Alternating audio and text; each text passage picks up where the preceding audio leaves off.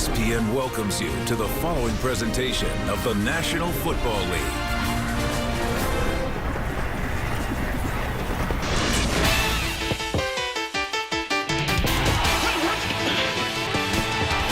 Welcome to the party, all my rowdy friends. A Monday Night Bash on ESPN. The Patriots have both power and speed, but can they survive a Bronco stampede?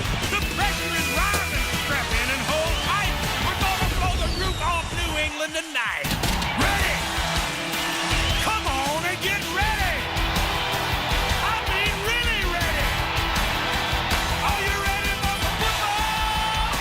A Monday night party. The whole house is rocking. Let's get it kick-started. Launch this thing, raise the roof. That's right. All my rowdy friends are here on Monday night.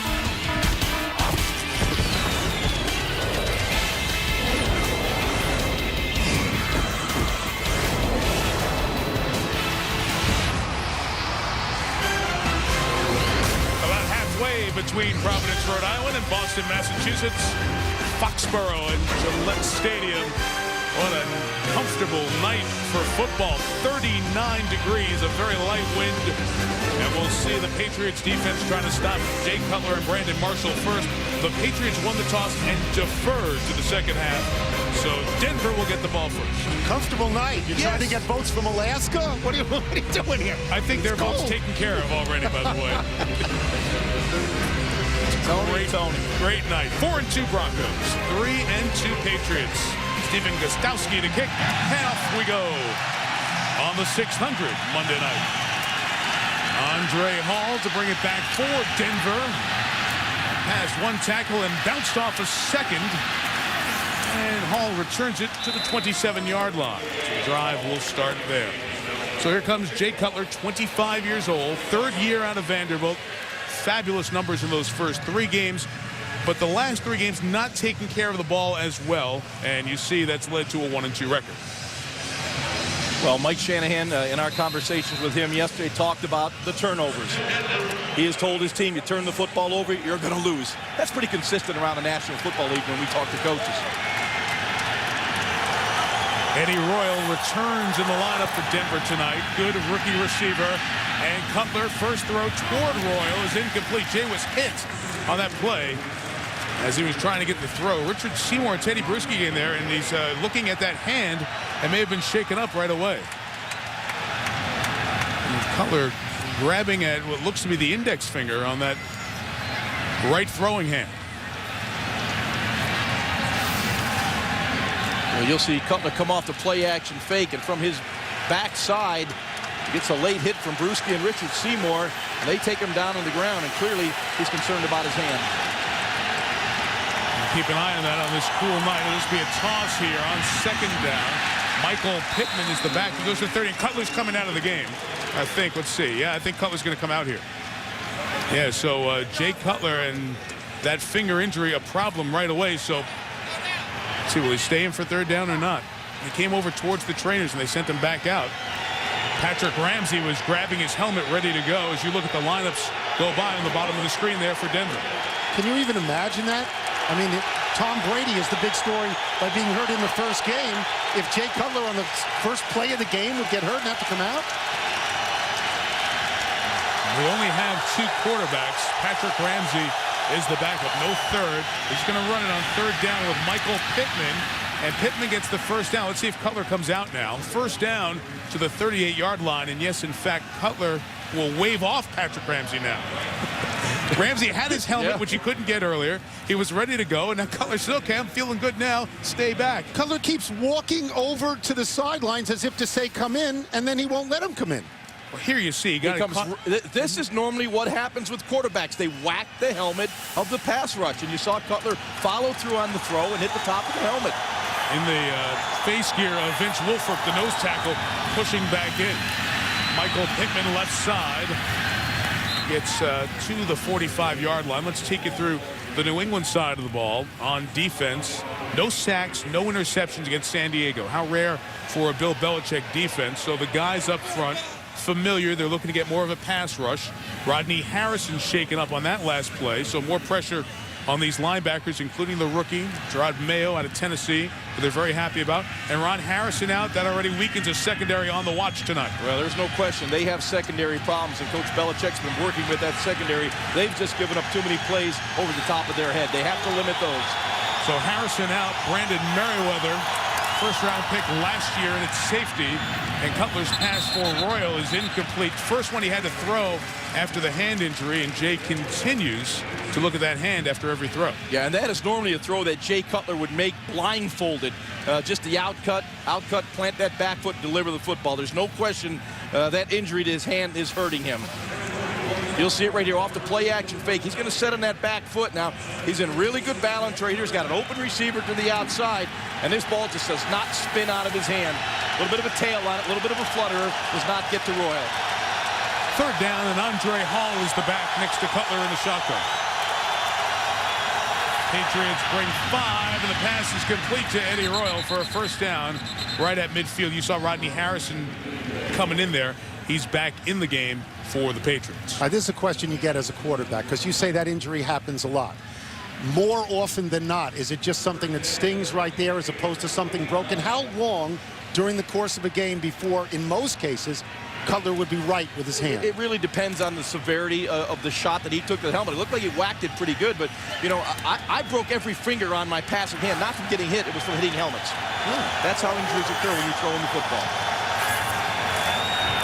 First down from the 49, and here is Michael Pittman, who's the lead back again tonight. Selvin Young out, inactive for the second straight game, groin injury. So Pittman had the lion's share last week against Jacksonville, and you see this man who was really a change of pace guy in Tampa Bay for his couple of years before this, able to get his first 100-yard game in some 3 seasons. Pittman's 33, 11th year in the league.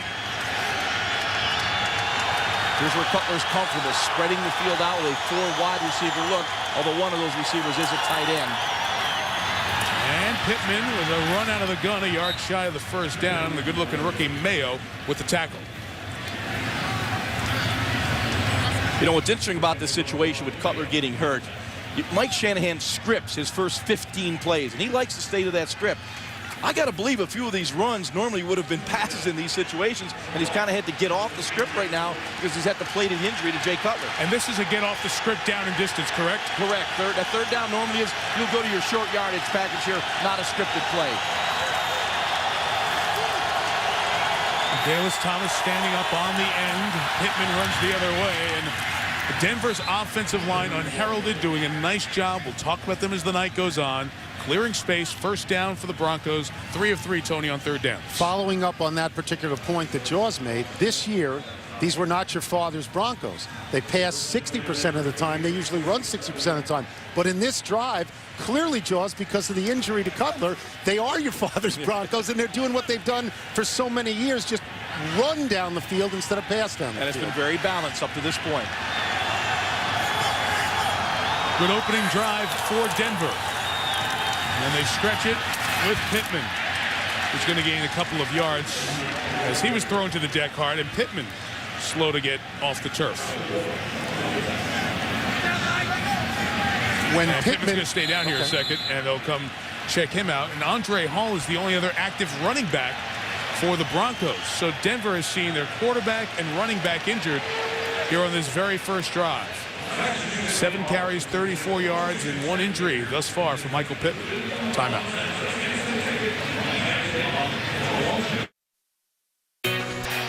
Some of the fall weekend scenes in Providence, Rhode Island. 26 miles away from here. We mentioned Providence and Boston, just about equidistant from Foxborough. Boston, you get your love in the third quarter. There's Michael Pittman on the bench, came up under his own power. Jaws, you looked at the replay, perhaps just fell on the ball? Yeah, it looked like he just fell on the ball, probably lost his wind. And the Broncos hope it's that. Andre Hall is in. 2nd and 7, Denver's opening drive. And Cutler brings it to Nate Jackson, good receiving tight end, who was just added back to this team. And Jackson, now in his 6th year, gets it out to the 32-yard line. And we bring out Jackson because Tony Scheffler and Brandon Stokely are already out. And Ron, there you see Cutler as we're in timeout, looking at that finger, that index finger on the right passing hand. Yeah, and he's looking at the tip of that finger right there. That's normally where if there was a break, you'd normally get it at the tip. You drive that tip of that finger right into the helmet on your follow-through. Dr. Jaworski with instant analysis. How great. Well, it could happen that way. 3rd and 5, a little shovel to Hall on the edge. Lost the ball inbounds. That's free, and the Patriots have recovered. The ball never went out of bounds, and Leakeven Smith comes up with the recovery. Lewis Sanders stripped it free. So a good-looking drive by the Broncos. And what'd you say, Jaws? You got to protect the ball. Protect the football. Coach Shanahan not happy right now with that turnover.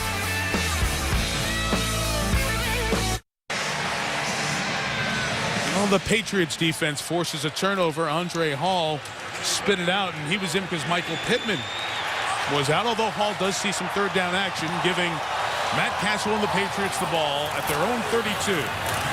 Sammy Morris, the ball carrier, and a good carry out of the gate for Morris for 8 yards. If you're just tuning in, the big New England Patriots news of the day is that Lawrence Maroney's on injured reserve, done for the season. As they say, his shoulder will keep him out the rest of the way. That just coming out about an hour and a half ago. The type of run we just saw from the Patriots is the type of run I expect to see tonight. That downhill power running game. You know, the Denver defensive front seven is a little bit undersized. If you get a body and a body, you can establish a strong line of scrimmage. And from the 40, it is back to Morris. Nice move through the hole and a gain of 10. First down for the 9th-year man out of Texas Tech. We mentioned Maroney out, no Lamont Jordan as well for this night. So Castle's running backs will be Sammy Morris and Kevin Falk. Meantime, we're on the wide receiving core, Wes Welker and Randy Moss. Oh, wow, what a group that is. You got an incredible possession receiver in Wes Welker. And, of course, Randy Moss can blow the top off the defense. That's a quarterback's dream right there. Go on through the offensive line. No Nick Kazir, the right ankle injury, he's out. So Matt LaVore gets his first start. From midfield, another one with Morris. About 4.5 there. He only had 26 yards rushing last week. Let's take you through the Broncos on the defensive side of the ball. Only 2 defenses in the league have given up more yards. Ebenezer Ekubon getting the start tonight. John Engelberger is inactive. They do have speed at the linebacking core. No question, Mike. That really is the key to their defense. They're very fast. They're very deep. But when they play this 3-4 scheme with 4 linebackers on the field, they must play with much more discipline. You see Calvin Lowry's name, his first start as a Broncos safety. Castle's first throw. Complete for the first down to Benjamin Watson. Big gain for Watson inside the 20. Jamie Winborn pushed him out. Patriots in the red zone.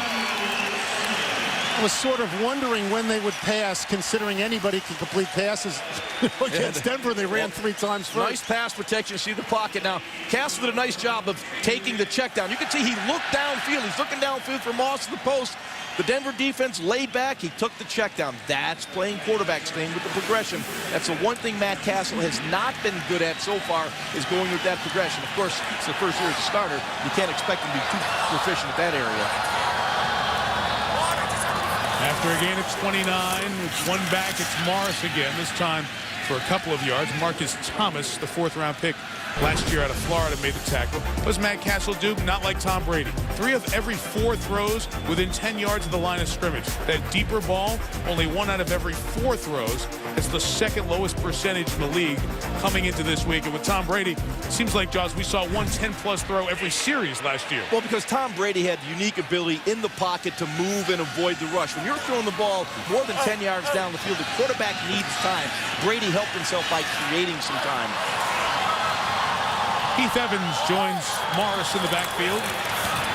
And on 2nd and 8, Castle is brought down. Sacks have been a problem over the last 4 games. Ebenezer Ekubon gets his 3rd on the season. Missed last week with a groin injury. That's 20 sacks, I believe, so far this season of Castle. Correct. All of last season, Brady had 21. If you're looking for certain ripple effects without Brady, one of them is sacks. Because Brady gets rid of the ball as quick as anybody in the league. and those sacks would be cut at least in half, right, George? At least in half. But on this particular play, it wouldn't have made any difference. Matter. There was a mistake by the offensive line, and of course, Heath Evans, the back, did not chip before he released, but Yates and LaVore, they made a mistake, and who was going to block on that particular play? Echabon the screen. 3 receivers to the right, 3rd and 16. Castle going to Welker, who caught it, but was brought to the sideline by that starting safety, Calvin Lowry, and it'll bring up 4th down and a field goal attempt. We're going to talk about Tom Brady, obviously, a lot, and Castle in relationship to Brady. But the Patriots don't talk about it a lot, and this is what Belichick told us the other day. This is a direct quote. I don't think there's going to be another Tom Brady, so we can move on from that. So every time you try to get him to talk about Castle versus Brady, that's not going to happen. Stephen Gostkowski's miss last week, his only one of the year, was from 48. This is a 31-yarder out of the hold of punter Chris Hansen. Pats on the board first. So Denver's turnover turns into points as Castle brings him down the field. 3-0. Pats.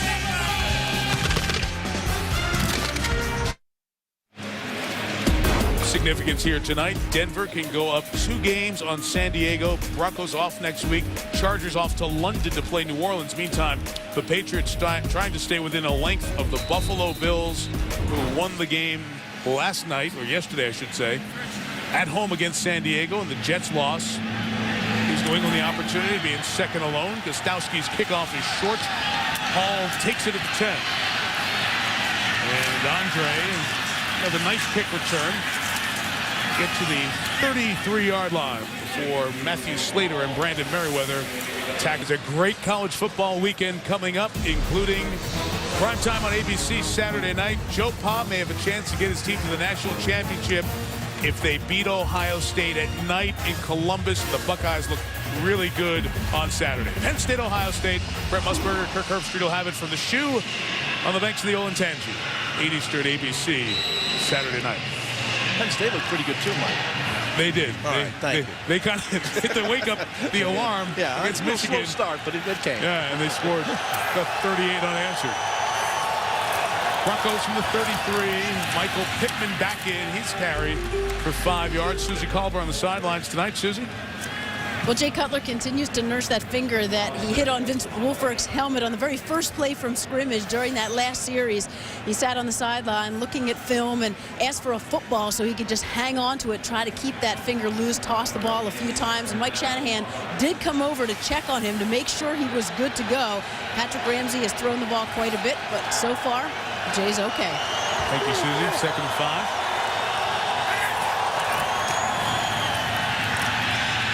Time for Cutler. That ball wobbles a bit, but it's caught by Brandon Marshall. First down, shy of midfield. The pickup is 11. One of the great things about doing Monday Night Football when you get close-ups like that of Cutler with his finger is we all get to play doctor. And Jaws, did it look swollen to you? Did the finger look swollen to you? Well, it may be a little bit swollen because that ball did not come out with the normal rotation that you see out of Jay Cutler's ball. Had a little wobble, as Mike said, on it, but Brandon Marshall pretty wide open on the play. Tell the kids if they want to be football announcers, go to med school after college, boys and girls.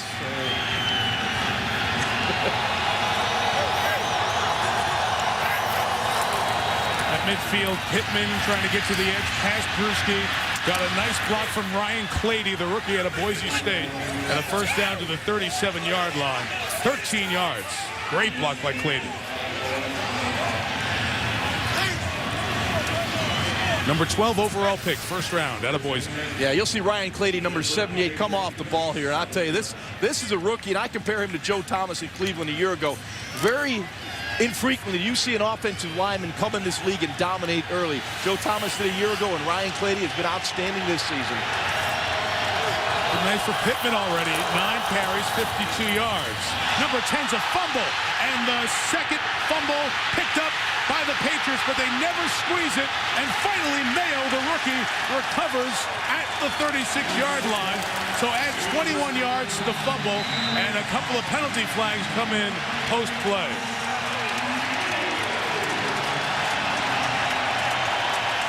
Two Bronco fumbles, and Hall has had a tough night.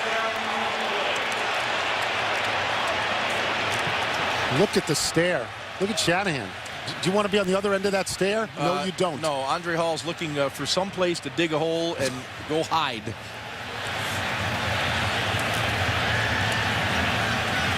Alberto Rivelon is our referee tonight. New England recovers the ball on the fumble. After the play was over, personal foul, unnecessary roughness, number 74. 15-yard penalty, first down. Ryan Harris, the right tackle, second-year man, called for that one. The carry by Hall. He just dropped the ball. Ty Warren tried to pick it up. Then Delta O'Neal tried to pick it up. And Mayo kept going and got the recovery for New England. It's a very fundamental football play. Oh, I'm sorry. There was a little reach in right there. Ty Warren did a really good job. And then Cutler trying to get it. Reach in with his right hand, probably protecting that index finger. So from the fumble spot with the batting of the ball and the penalty, it's a 41-yard add-on. And Castle takes over at the Denver 22. And Sammy Morris goes right. Nothing there as it was chased in by DJ Williams and Marcus Thomas. Now, Hall is bumming, but here's the penalty on the back end. Just silly by the second-year starting right tackle Ryan Harris on Rodney Harrison. Yeah, it's a clip, a late hit, you name it, just a bad penalty. And Mike Shanahan can't be real happy with the 2 turnovers right now. Our meeting yesterday started and ended with turnovers, and he starts out the game with 2 possessions, 2 fumbles.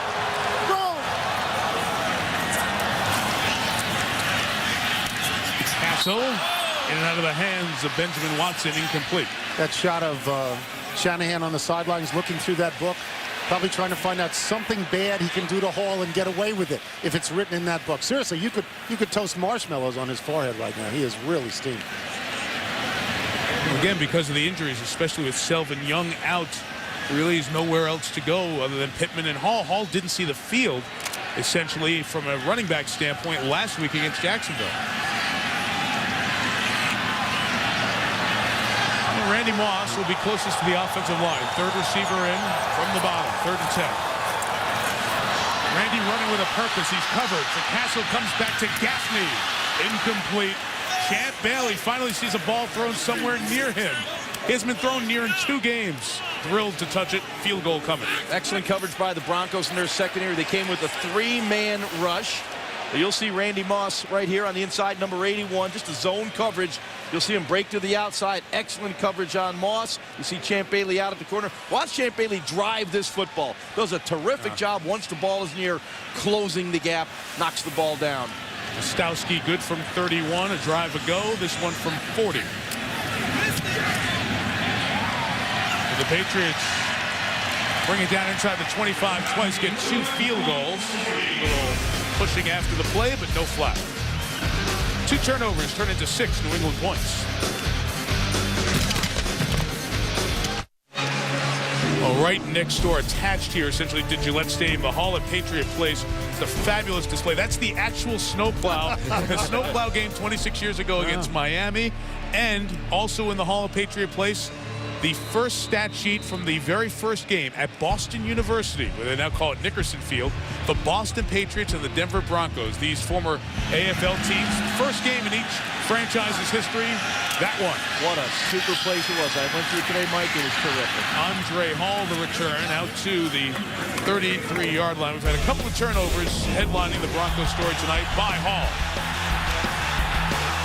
That one on the opening drive that doesn't plays into it, resulting in the Patriots field goal, and then Ty Warren gets a hand on it, knocked it away, and Mike Shanahan has seen his team give it up twice, leading to New England's 6-0 lead. Yeah, that's funny. You know, Lewis Sanders did a great job on the first one, knocking the ball, and Ty Warren on the second play. And you know, you just mentioned a moment ago, Mike Shanahan knows Bill Belichick coaches those things. You got to be prepared for defenders knocking the ball out of your hand. Pittman's the back. Cutler's throw to Royal. The rookie makes the grab. It's the 4th time the ball's been thrown his way. A first down out to the 47-yard line. Just go back here a second on 2 headlines in this game for Denver offensively. And they were so good, guys, early on in the season. They're missing 2 of the huge weapons in their arsenal. In Brandon Stokely, the slot machine, the great slot receiver, a concussion. They hope to have him back after the bye. And same with Tony Scheffler, the tight end, who's out tonight as well. And Scheffler is one of the unique talents from the tight end position. He could stretch the defense. He can open up those voids in the middle of the field. Toss Pittman. Daniel Graham tried the block on the edge, but not much happened. It was cleaned up by the veteran, his old teammate Mike Vrabel. Essentially no gain.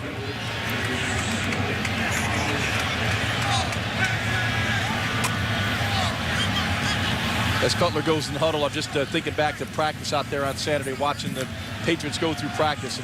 And it was a fun practice. They worked hard, they worked long, they were focused, but they were having fun. They were really enjoying being on the practice field.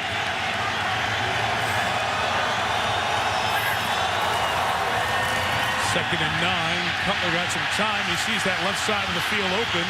He'll get as much as he can with Ellis Hobbs escorting him to the sideline. We'll have 3rd and 4 coming up. And you talk about, guys, we go to practice every Saturday and see the home teams before the Monday night game. And it was a long practice, but really the joy that you wouldn't expect from a team that got embarrassed on national TV by 20 at San Diego. The defense had energy. Randy Moss had energy. Not what you'd expect from a team that was not perfect anymore. No, exactly. Like I said, we go to practice every week, and everyone practices hard. They're well organized, but there was something special about the way the Patriots practice. And I love the way they work on situations that come up in the ball game. Third time in Patriots territory tonight. Cutler put it up for Marshall, incomplete. Marshall felt as he had a step. The secondary coverage was good. They had 2 with Brandon. And we'll get our first punt of the evening. That's interesting. You just watch this game. I mean, in both times, Denver is marching easily down the field.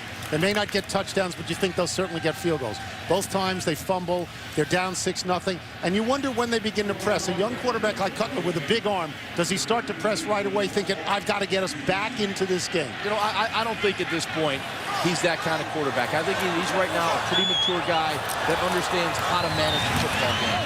Brett Kern, the rookie out of Toledo, with the punt to Kevin Falk. It's the first time one of Kern's punts this year has been fair caught. It happens at the 16-yard line, a net of 31 yards. I have to say, Mike, it's so embarrassing when Jaws talks about going to practice. My friends know I go, but I don't watch. I leave. You guys know what's going on. You know, don't make it seem like I actually watch. You do go to practice. You know, but it's funny, when I talked about situations, they practice every situation. Goal line, short yardage, coming out. The coach is good. He's prepared. But it's, but the players buy into it. They're working hard. They understand what they have to do. Sammy Morris, the back, worst field position of the night for the Patriots. Morris ducks out of the would-be tackle and gets a first down. Nice hard run by Sammy Morris to take it out past the 30-yard line. Yeah, well, Calvin Lowry, number 37, the safety, is down in the box, and he's right in his gap, and he just misses the tackle. Other than that, it's really good defense, but this game is about making the tackle in the open field, and Calvin Lowry missed. Lowry starting for Marlon McCree tonight, who is benched.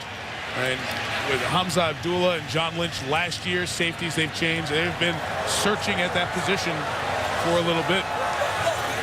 Of course, Lynch left Denver, came to the Patriots camp briefly. Still sitting around. Says he's not retired just yet. The great John Lynch, sure, watching tonight. After 1 in Foxborough, Patriots 6-0.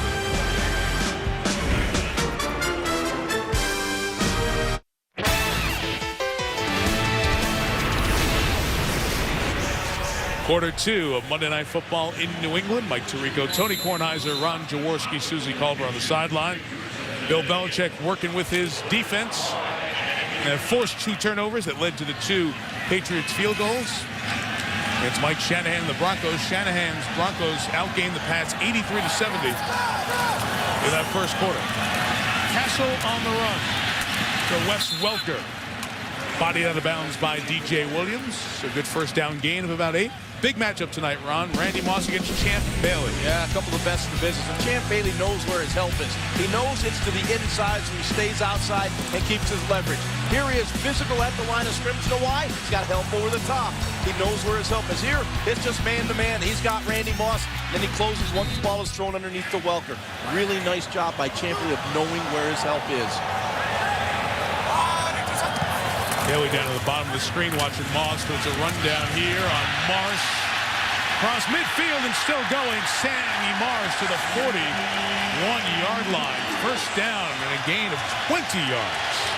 I know that you mentioned early in the game that Lawrence Maroney was on IR, but they've been, not to discredit Maroney on any level, but they've been using 4 different running backs all year. So when one guy goes down, it's not unthinkable that the other one comes in and has a good night. They have not had a prime back this year.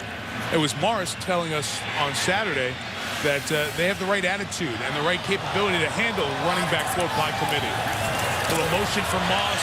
Castle stepping up and is brought down by Nate Webster chasing. That'll be the second sack of the night for the Broncos and the second on the season for Webster. And once again, miscommunication up front by the Patriots offensive line. Nate Webster comes in clean from his linebacker position. We got the linebackers all in the middle there. See him come to the outside. That's a great pressure up the middle. With an inexperienced quarterback, that's where you want to bring the pressure. Up the middle, force him to see color as he's dropping back.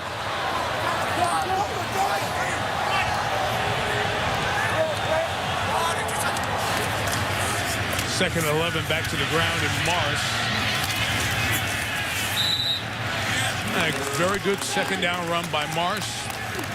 We've got manageable 3rd and 4, and how important those manageable downs are with a quarterback like Castle. The deep ball isn't there, the deep ball threat right now, but Welker becomes back in the mix when you do things like this. No question. Because of Wes Welker, you want to be in that 3rd and 6 or less position, because Wes Welker, he is the new slot machine replacing Brandon Stokely. They love to use him in motion. They love to work him inside. Pass rushing package in for the Broncos. Dumerville, Moss, and Peterson on the D-line. And pressured is Castle and going down for the 3rd time. DJ Williams got right through the Kevin Falk block, and a sack takes them back to where they'll have to punt. That's 22 sacks now on the year absorbed by Matt Castle. Again, last year, that's in 5 games plus. Right. Last year, the entire season, 21 by Tom Brady. And a lot of these guys on the offensive line made the Pro Bowl last year, and they were Pro Bowl players. And again, and I'll say this often, that sort of ripple effect, not having Tom Brady in there. And Kevin Falk had to block up on Williams on that play, and he missed him. So it wasn't the offensive line on that particular play. It was the back that blew his swing pickup. Chris Hansen struggled a bit punting it this year. They're caught by Eddie Royal at the 10, long field for Denver coming up. 3 sacks. It's an offensive line that is not the offensive line we saw during the regular season last year. A lot of sacks. Yeah. 22 in 5 games.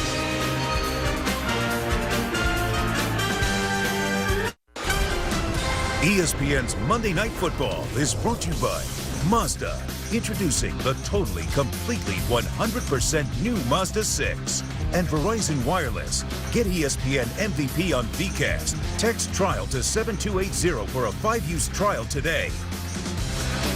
Shot from above, 6-year-old Gillette Stadium. Our aerial coverage tonight is presented by DirecTV. Beautiful area, Patriot Place all around Gillette Stadium. Full-day experience, and the fans come to see the Patriots at home.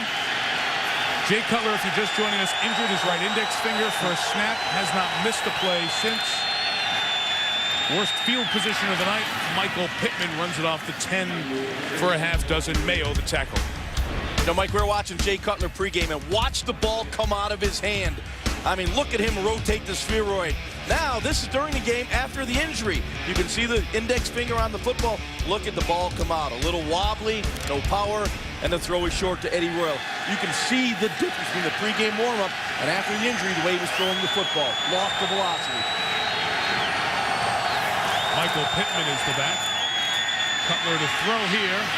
One look a little better for Marshall on the sideline. Hauled in with a flag as well. What a grab in front of Ellis Hobbs. It'll be a first down if it holds up, and a 20-yarder for Brandon. Well, when you're 6'4", 230 pounds, that's a nice physical mismatch, and Brandon Marshall goes up and takes the Pass football interference, number 15 on the offense. Half the distance of the goal, second down. Not the cause. Maybe that's why he was able to go up and take the football away. You'll see Brandon Marshall, number 15, match right there against Ellis Hobbs, comes off the ball and gives him a little push. Wow. Where? Yeah. Wow. Where? I don't know. Physical at the line of scrimmage, but that was not with the flag throw. The flag came in late there. No, the physical, you've got a right to run your route, even though you're getting press, bump, and run. Hobbs coming off to the sideline. You couldn't see what his hand did. If his hand grabbed Hobbs or got him underneath there. Mike, it's football. Come on, let the guys play. Here we go again. We're going to have this thing. Let the guys play. Thank you, Troy Polamalu. 2nd and 12. Here is Pittman for 2 yards. Now the Patriots fans getting behind this defense. Brandon Marshall suspended for the first game of this National Football League season, as a lot of you know. Originally, it was a 3-game suspension, violating the league personal conduct policy, a couple of brushes with the law between October of 7 and March of 08. Arrest for DUI, domestic violence. It was reduced to 1 game. He went in to see Commissioner of the National Football League, Roger Goodell, as that suspension was reduced, and really came out with an understanding of what Goodell has talked about a lot, protecting the shield, that it's a privilege to play in the league, and he has to be mature and honor that privilege. 3rd and 10, Cutler looking for blocking help. Marker down. Jay takes a shot from multiple Patriots. A couple of yards shy of the first down. James Sanders leading the hit. Let's check the flag from the far side of the field.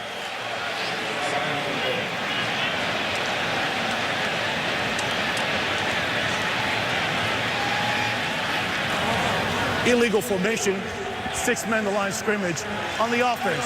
A penalty is declined. 4th down.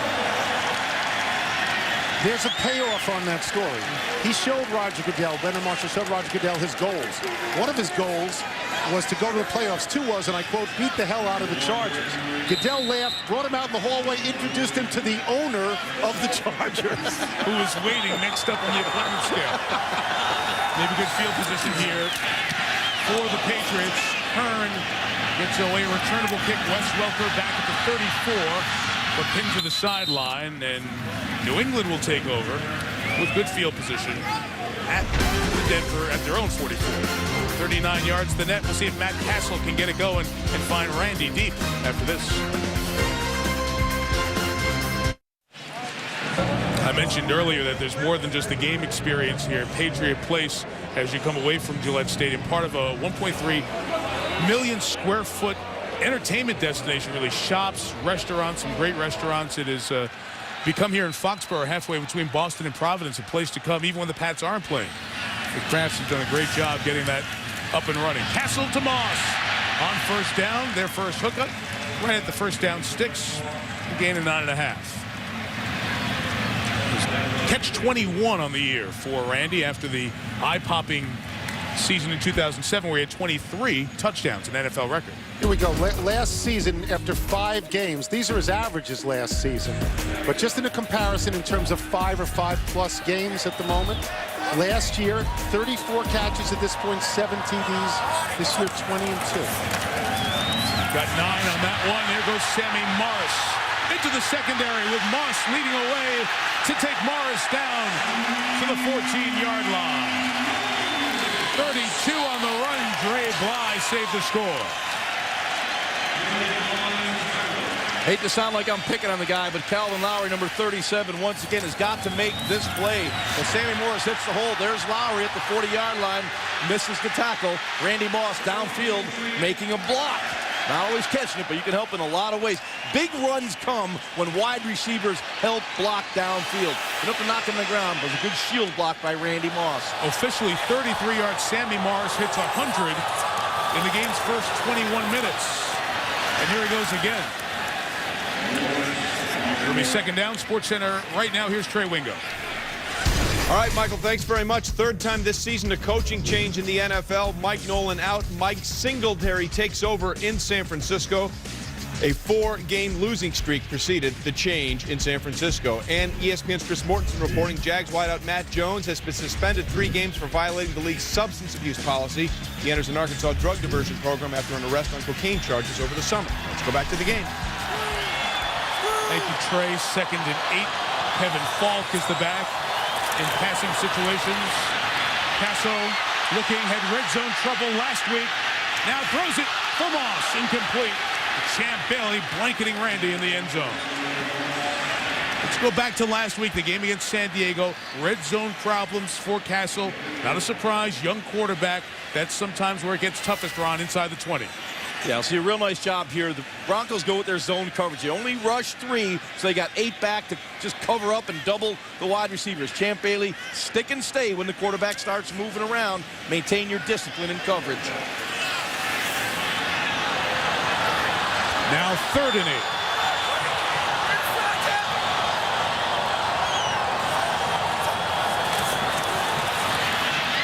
Underneath to the tight end, Watson. Trying to stretch after Marquand Manuel hit him the first time. Got a little bit closer to that mark. We'll check to see. And shy of the yellow line. Champ Bailey came over and Watson just spun and stretched with a measurement coming up. And wonder what the Patriots will do if it is 4th and short. They're going for it. So Belichick's already sent the heavy package out there if they're short. Good job by Watson, who at least gives his coach the option. And the fans all yell go. Of course they do.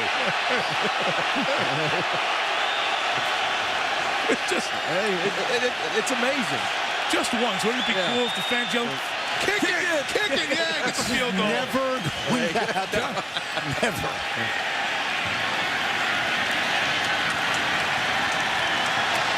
You know, guys, Stephen Neal, who was a big part of this team on offense, activated off the physically unable to perform list. He has stepped into that right guard spot for Billy Yates, and as they often do in situations down near the goal line, Mike Vrabel comes in. Of course, always a threat as a pass receiver. 10 receptions in his career, all 10 for touchdowns. Run, Morris, touchdown, New England.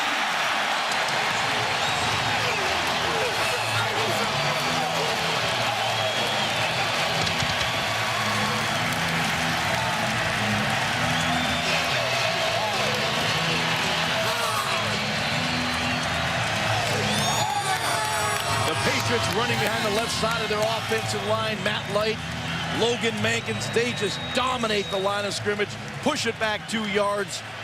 Heath Evans hitting up inside. Excellent kick out block by Dave Thomas. Sammy Morris easily in the end zone. Gostowski's extra point with a marker down. 13-0. Sammy Morris, 11 carries, 106 yards. It is the first time in any half in his career that he's run for 100 or more yards.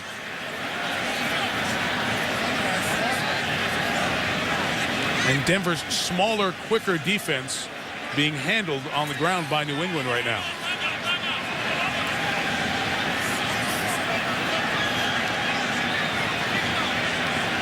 See if they will add the penalty yardage to the kickoff. Illegal formation on the defense. Man was lined up over the center. That penalty will be enforced on the kickoff. The extra point is good. The New England Patriots trying to get to 4-2, leading the division-leading Broncos by 13.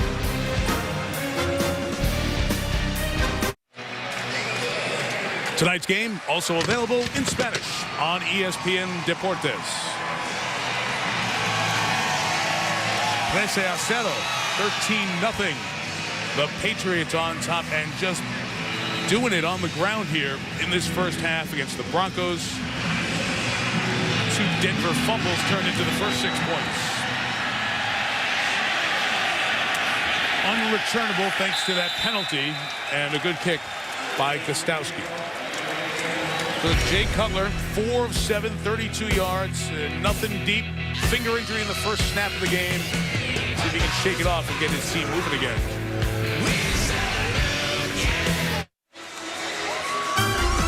Next Monday night, the last of the unbeatens, the Tennessee Titans.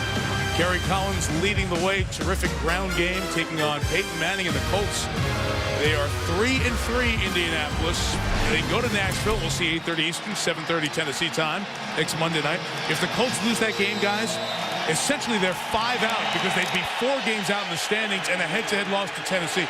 That's a big game if the Colts want to think about division championship. Hard to say that in October, but it's true. It is true, Mike. let's see what Denver's got cooking on the offensive side. Starts with a flag. So Brandon Marshall with a move. False start. Number 15 on the offense. 5-yard penalty. First down. Very sloppy performance right now for the Denver Broncos offense. 4 penalties on a Bronco team. It's kind of in the middle of the penalties around the league. Bill Belichick's team always very good on penalties. They've only had 17 called against them through 5+ games. And now the chess match. Belichick's defense thus far getting the better of Shanahan's offense. And the run on 1st and 15 for Pittman gets back to the original line. Here's the problem facing Denver. Denver has a terrible defense. They're number 30 going into this week in total defense, number 32 in pass defense. So they have to score a lot of points to win. If you're going to turn the ball over twice on things that look like scoring drives, then you get down 13-0. It's all on Jay Cutler, and 2 of his best receivers are out. And it's all on his arm, and one of his fingers isn't working correctly.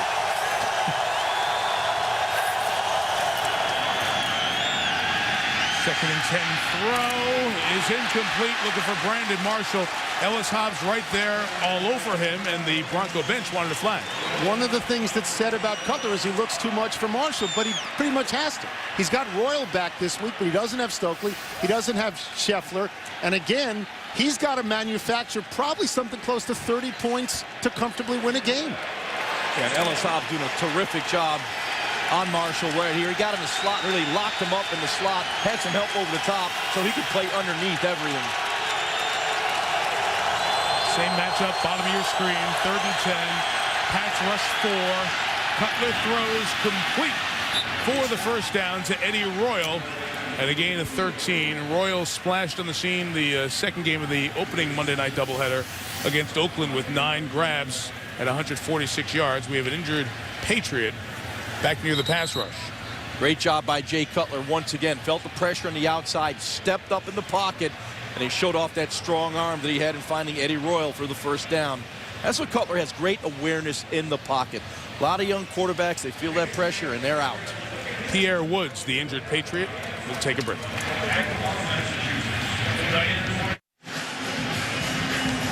Pierre Woods came off under his own power. We'll have 1st and 10 for Denver at the 33 after the Cutler to Royal completion. Yeah, Cutler does a real nice job. Feels the pressure from Vrabel on the outside, steps up, and even off balance, you can see the arm strength of Jay Cutler right there. He just drives this football through and finds Eddie Royal for the first down.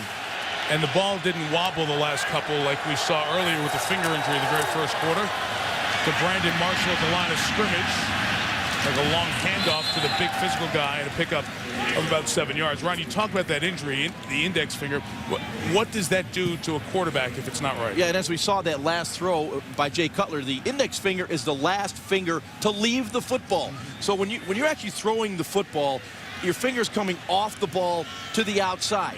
And that gives you the spin on the football. It's coming off to the outside. That's the last finger to leave, and that creates that rotating of the spheroid, as I like to say, Tony. You do like to say that, Charles. You do. And Cutler throws as pretty a ball as any quarterback in the league. First round pick out of Vanderbilt in the 06 draft. Michael Pittman running early, but Bruschi down low. Woolfolk up top. Get it done. Vince Wilfork, who said earlier this year, I'd like to finish my career here. He's drafted in the first round in 04, and he saw guys like Troy Brown and what being a lifetime Patriot in this year was all about. And he'd love to be a Pat forever. He certainly is a plugger up front. That nose guard, boy, that guy's got to be one tough hombre. You got people double teaming you all day. 2 down linemen right now for the Patriots. Everyone else standing up. 3rd and 3. Cutler has time. He's going to go deep downfield for Darrell Jackson. It's underthrown and intercepted by Brandon Merriweather. So Merriweather with all kinds of problems getting the ball in his hands, dropping interceptions, gets his 2nd pick of the year. It's Denver's 3rd turnover. And some pressure from Pierre Woods may have forced that to be short. Yeah, you'll see Cutler will have time in the pocket, waiting, trying to get the deep ball down the field. As Coach Belichick told us all week, do not get beat over the top. Merriweather stayed in deep center field, This would have had to be about a 90-yard throw. And, oh, did Jay Cutler take a hit. And he walked off the field alone, you know, to the far end of the sideline. And right now, just sort of holding himself as if that hand may still hurt or the rest of his body hurts right now. They are totally dependent on him to win games at this point. Their defense is going to have to make a play. First down run here for Sammy Morris to be stopped for a loss of a yard. Steve Antonopoulos, the trainer, just went over to Mike Shanahan, the head coach, and they took the helmet from Cutler. So for the moment, the quarterback, number 2, Patrick Ramsey, going to get himself warmed up. And we'll see what will happen here over the next couple of minutes as Cutler took that shot. He did. From Pierre Woods. And slowly walked off the field. He's got ice now on the finger. Got ice. May have taken another shot on that hand. Jeremy Bates, the offensive coordinator, sitting next to Jay Cutler. Play action with Sammy Morris. Moss streaking down the field, but Castle can't get it to him. Elvis Dumerville and Dwayne Robertson come up with the sack. You could almost sense the fans rising. They recognize that action for the Moss deep ball. Randy streaking down the field, but Castle didn't have the time to load up and let go. Yeah, but if he's not there, Mike, he just can't stand there with the football. You'll see him come off the play action to Sammy Morris. Now he's going to look to Randy Moss. Champ Bailey's in great coverage. See the cross coming there? You got to find that. You've got to find the crossing pattern, as we saw Ben Watson open. That's number 2 in the progression. Matt Castle didn't get to it.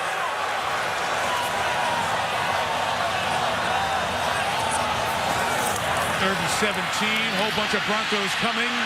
Castle gets rid of it. Now, let me make sure that's not grounding. He's out of the pocket, threw it over the line of scrimmage, and the flag may be for Jamie Winborn's late hit on Castle, which would be an automatic first down. Let's see. On 3rd and 15, that would be an awful penalty on the Broncos. Now, Castle was asking for the flag, so you don't know if it was that or throwing for grounding, but he was clearly outside of the tackle box. Right.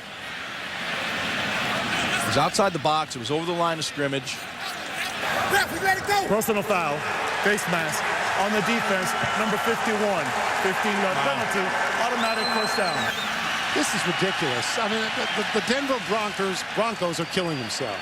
If they don't fumble the ball or get interceptions, they get a terrible penalty there, you know, and continue a drive, and they have them pinned down all the way. It's terrible. It's terrible if you're the Broncos. It's a terrible penalty right there. You see the ball thrown. He not only, you know, hit the face guard, he grabbed it and pulled it down. You don't fly 2,000 miles. You don't play in a game like this if you're Denver. And that shot you saw on the sideline was Cutler with the ice bag still on his right hand. So the drive stays alive, and already over 100 yards, Sammy Morris takes it to the 27-yard line. But there is the development of a theme here, and I know that I'm going to talk about Brady a lot. Their numbers are so down. Last year, #1 total offense, #1 passing offense, #1 scoring offense. They got 36.8 points a game last year, Jaws. And with Matt Castle, they're getting 17.8 points a game. It's just an amazing drop-off, and so when people come to their feet because they want him to throw deep to Randy Moss, a lot of times Moss is open, and he can't get him the ball.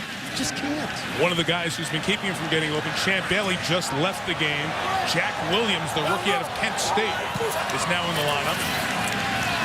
Castle throwing complete to the sideline, and that was Sam Aiken, the wide receiver, as the flag comes in here late. There's Bailey on the sideline being looked at. The Broncos going down in bunches here tonight. After the play was over, personal foul, number 91 on the defense, unnecessary roughness. 15-yard penalty, automatic first down. That's on Ebenezer Ekubon, and the story tonight for Denver, guys, 3 turnovers, 6 penalties. 6 penalties for 63 yards. Mike Shanahan is coaching against a guy he respects as just about the best in the business. In order to stay even with him, the thing he says, first of all, is you can't turn the ball over. I'm sure the second thing he would have said if he asked is, you can't commit stupid penalties. And everything Denver does, it has gone wrong for them, right.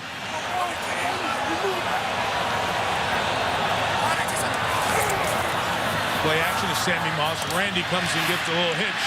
Out there to block from Matt Light, with Matt Light. Nice job by Elvis Dumerville off the end to get Moss, but a gain of 9.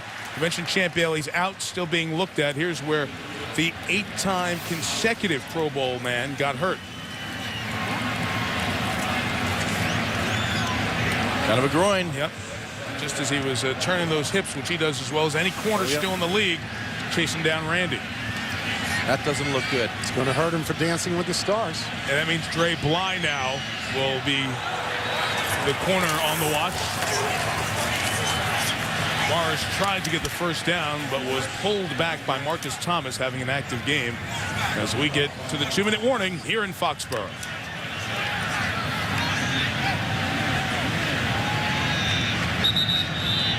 Not the night for a division leader look from Denver. 3 turnovers, a half dozen penalties, down 13, and the Patriots driving.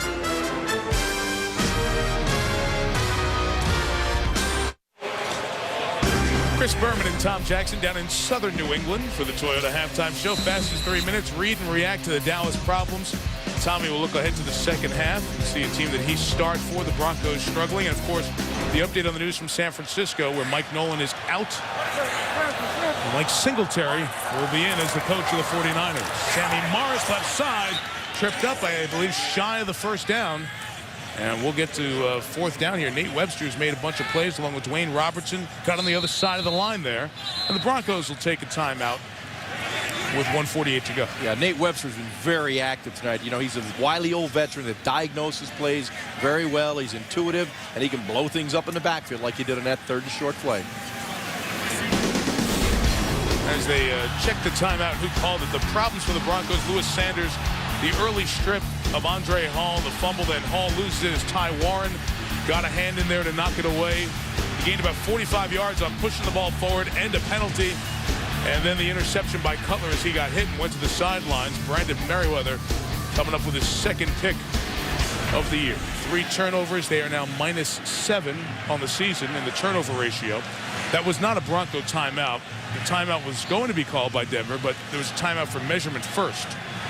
And the Patriots are good 2/3 of a yard shy of the first down. On 4th down, Matt Castle and the offense back out at the Bronco 42-yard line. Belichick's taking a very aggressive approach tonight with a 13-0 lead. You know, you don't get the first down here, you could allow the Broncos right back into this game.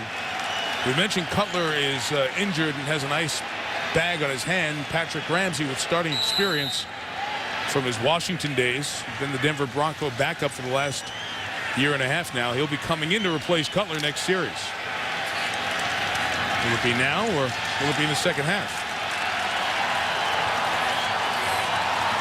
See if he tries to draw him off or they go for it.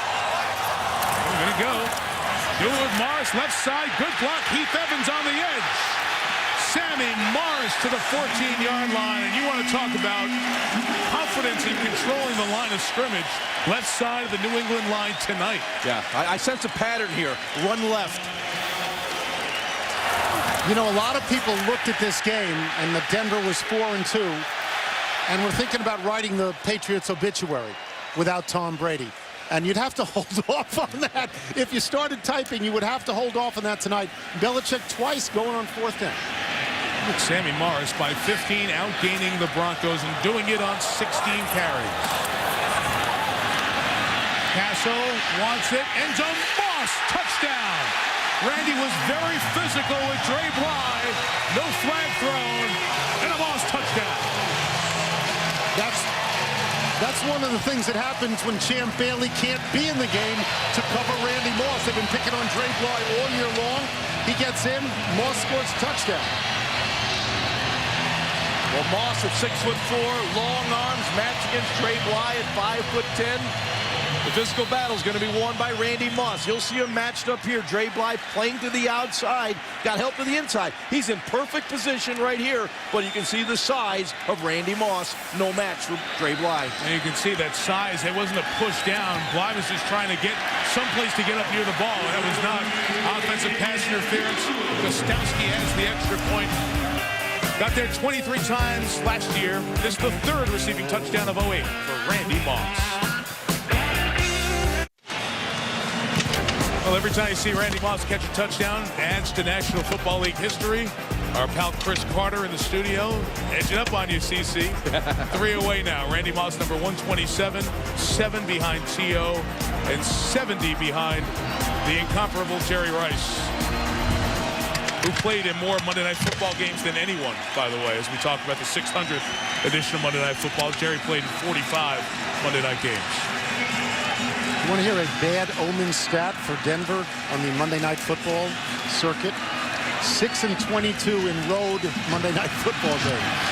Looking at 6-23 at the moment. Gostowski kicks. The return by Andre Hall to the 28-yard line. Denver's going to get the ball first to start the second half. So we'll see if they will just kind of take it in with Patrick Ramsey out of Tulane. He was picked by the Redskins. As you see there, the 32nd overall pick early on day one. The end of the first round. First 4 years in Washington. He started 24 games. Was with the Jets in 06. Played mostly in one game last year against the Lions in Detroit the first half of the season because of injury. And now stepping in here in 08. Patriots forced to take a timeout here before things get going. I covered Ramsey in Washington, and what distinguished him, he started pretty quickly, I think in the beginning of the second season. And what distinguished him was either a bravery or a foolishness, because he stood there and he absorbed an enormous amount of punishment. He got hit all the time. I mean, he may have become a very good quarterback, but physically, he was battered by the time he left Washington. Tony, you're right. He has the physical tools, but he did take a beating, and I think really that hurt him mentally. Career 35 touchdowns, 30 picks. New England will get the ball to start the second half. My mistake, guys. They deferred after winning the toss. Brandon Marshall gets it. Rodney Harrison is coming in there. Personal foul, number 37 on the defense, roughing the passer, blow to the head. 15 yards, automatic first down. Trying to welcome that second quarterback to the game. Yeah, Rodney coming off the blitz there, number 37. You'll see he's got, clean path to Patrick Ramsey. He goes high. You're going to get that called about 100% of the time. Rodney Harrison named 3 times in a row as the dirtiest player in the NFL. Big ups to Rodney for that, of course. He will get called every time. Moves them all the way down to the 48-yard line with 35 seconds and a full complement of timeouts. That is almost picked off by Ellis Hobbs, who was sitting on that route for Darrell Jackson, the former Niner and Seahawk. The Patriots giving the Broncos a lot of looks defensively. They had one defensive line with their hand on the ground, everyone else standing up, really camouflaging their pass rush. And this ball is late coming to the sideline, and Ellis Hobbs saw nothing but that green grass along the sideline. He thought he had a touchdown. Ramsey cannot throw that ball late to the outside like he did there. He will have to make a tackle. Slant throw is complete to Jackson. And it's going to be marked right near the first down, and a timeout will be taken. 2 remaining for Denver now with 25 seconds left. Mike Shanahan in his long career here now, some 234 games coached coming into tonight. Shut out in the first half 14 times, but his team has never been shut out for an entire game in Mike's tenure as a head coach, and he is the record among NFL head coaches, never being shut out for an entire game. He also came into this game as a coach who has scored more first-quarter points than any coach in history that's won over 100 games, I believe, if that statistic is correct. He's been a fast starter. Tonight, that big goose egg in the first quarter. Of course, turnovers didn't help. 2 fumbles on the first 2 possessions. 2 timeouts left. They're at the 38, and they have a strong leg field goal kicker in Matt Prater.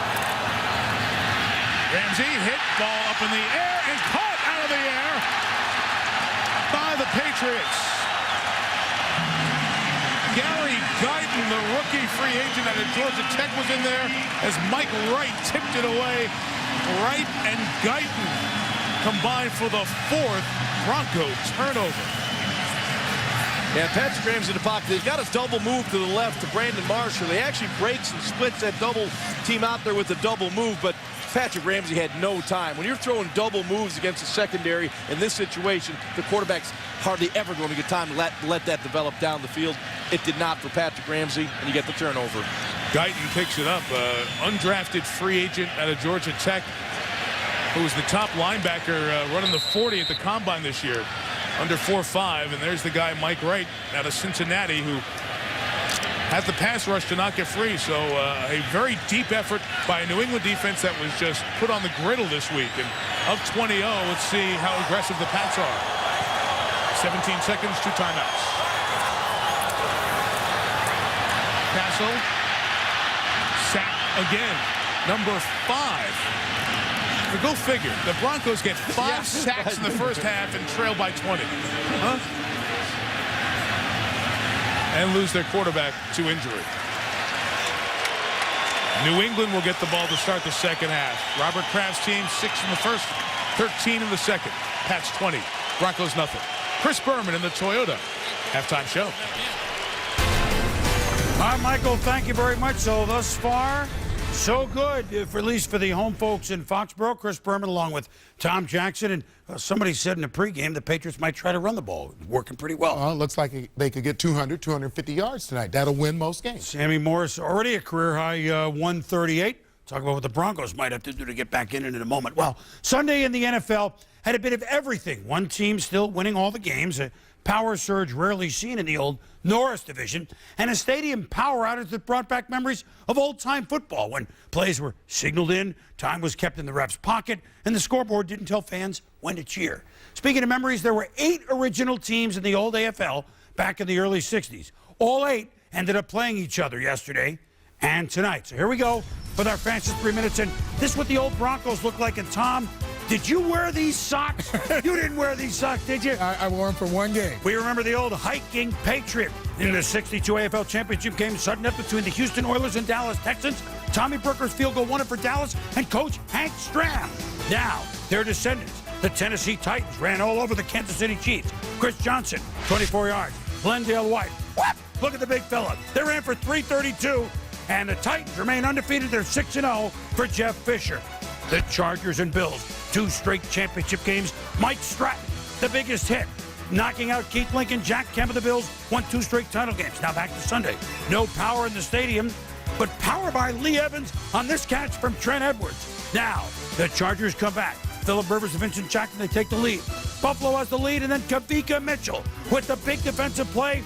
Not once for the Buffalo Bills, but in a big statement game for them, twice. As he forces Rivers to fumble, the Bills 5-1. 68, the Jets led. Then NBC went to Heidi, who needed the 2 touchdowns by there.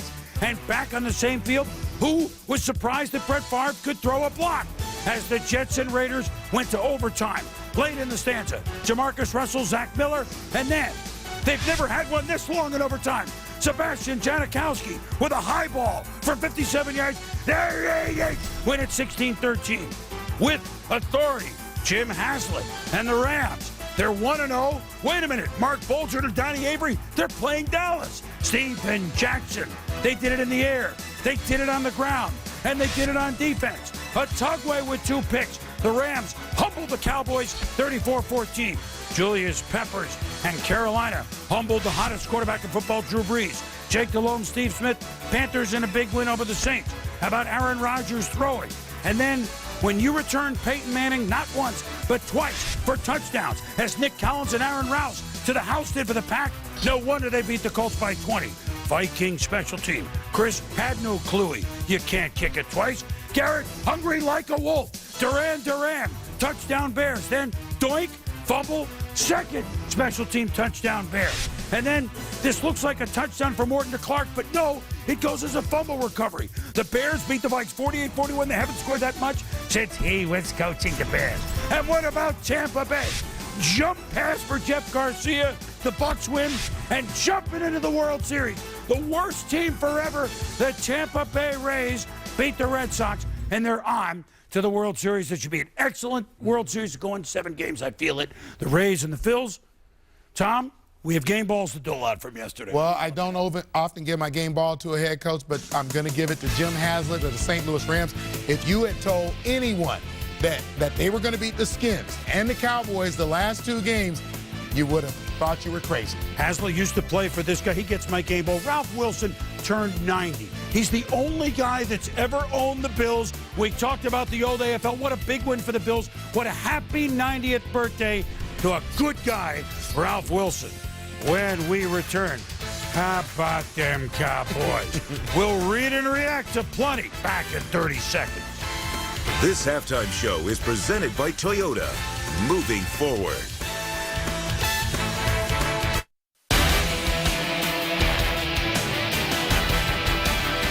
Are you ready for the football?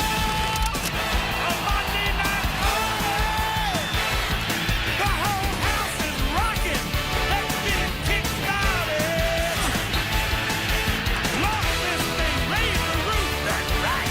All my rowdy friends are here on Monday night. New England Patriots 30 minutes away from getting to 4-2 as they lead 20-0 over the Denver Broncos. And the Patriots set to get the ball to start the third quarter. Jay Cutler did come out and warm up, but not with his helmet before the third quarter started. Don't know what sign that is, because the Patriots and Randy Moss get on the field first. Randy catching his 3rd touchdown of the season, 13-yarder at the back end of the first half. Terrific kickoff return man and Ellis Hobbs set to bring it back here for the Pats. Second in the league, averaging almost 31 yards per kick return. From a couple of yards deep, here's Hobbs. And well covered by the Broncos, led by Spencer Larson. And they'll start from inside the 20. Mike Tirico, Ron Jaworski, Tony Kornheiser. It's a pretty simple tale to write in the first half of this was not what everybody expected coming in. If you're a Denver guy, I guarantee you're writing that the Denver Broncos are a fraud. They came in here at 4-2 with 2 questionable wins. The fumble play against San Diego, Martin Gramatica missing a field goal. They've had 3 fumbles. They've had an interception. They get their quarterback hurt on the first play of the game, and they do nothing. They participate in their own self-destruction, and that's what you're writing. Matt Castle in the offense team. This has been Jarvis Green Ellis, the rookie with the carry. Touched the ball once last week for the Patriots. Had a run for 9 yards. He's the rookie out of Ole Miss. You know, starting out the second half, right now the Denver Broncos must calm things down. 20-0. They had a poor first half, but they have pretty much shut down Matt Castle. They haven't shut down the running game, but calm things down, get in a normal situation this game, not backed up.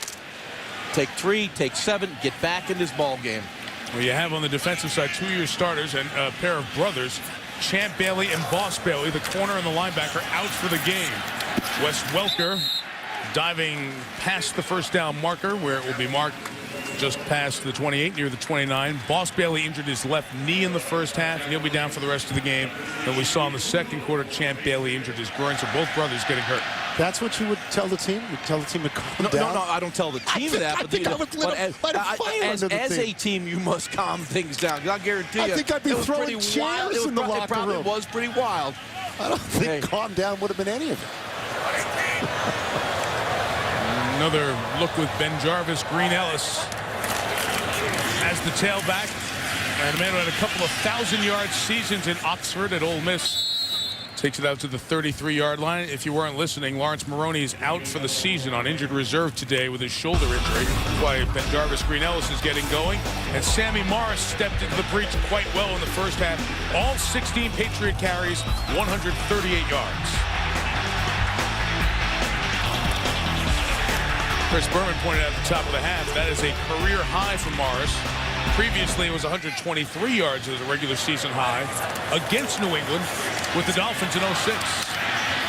Essentially a long handoff to Wes Welker, and he's going to be close to another first down after Nate Webster makes the stop. Yeah, that was for the whole game, wasn't it? The 123 career for the whole high. game. Yes, so he could just stop right now with a career game he had in the first half. Yeah, these are excellent play calls right now by Josh McDaniels, the offensive coordinator for the Patriots. They're using those bubble screens. They're anticipating a little more blitz pressure from the Denver Broncos. Those bubble screens, those quick passes in the flat, those are good blitz beaters.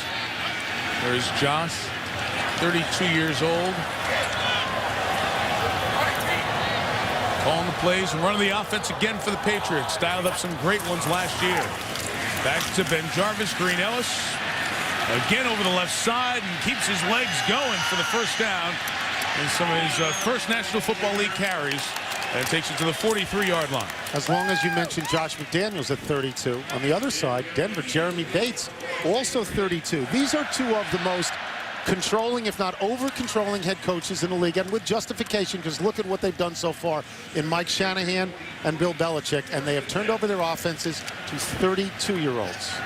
They must obviously respect them. Yes, certainly.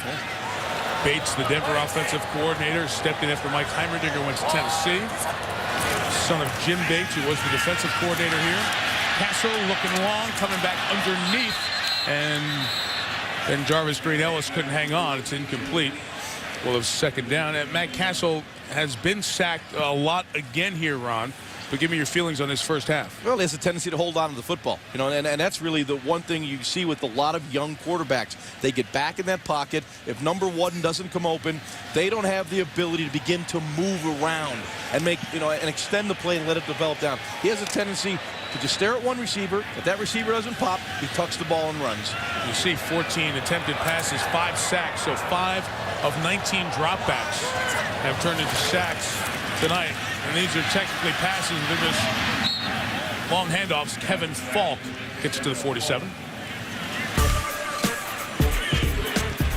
Yeah, Matt Castle has done a good job on some plays. Here you'll see it. He's looking for the big play down the field to Randy Moss, but it's not there. Champ Bailey plays way off him. The free safety is in the field, nothing deep down the field. Number one is not there, so you go to number two. Once you see the center field taken away, there comes the crossing pattern underneath. Matt Castle does a real nice job here of getting to Ben Watson.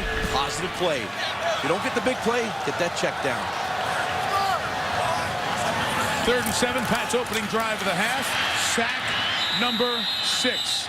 Another combo platter for Jamie Winborn and Elvis Dumerville. And Jamie, it is 20-0. You may want to just come over to the sideline and hold the dance for later. But, you know, the Broncos are going to more of this 3-4 defense to get their active linebackers on the field, and they have gotten pressure on Matt Castle. Quick pressure. Yeah. Here, of course, you'll see Winborn unblocked. He ought to be in there quick now. There's no chance on that. Yeah. There's no chance on that. I can get a quarterback hurry on that. I mean, there's just no chance. Please enter here, right? Eddie Royal goes back for the Chris Hansen punt.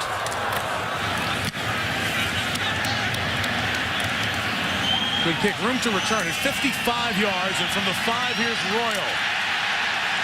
Got away from the tackle of Jonathan Willite and is taken down at the 13-yard line by Pierre Woods, injured in the first half. Cutler helmet on, ready to come back.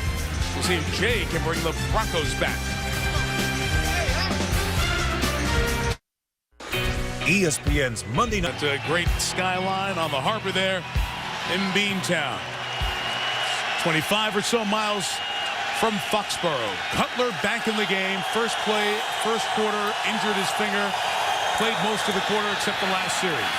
Michael Pittman on the edge, hit hard by James Sanders up from his safety spot. The 4th-round draft pick in 2005. Take it back to the beginning of the game.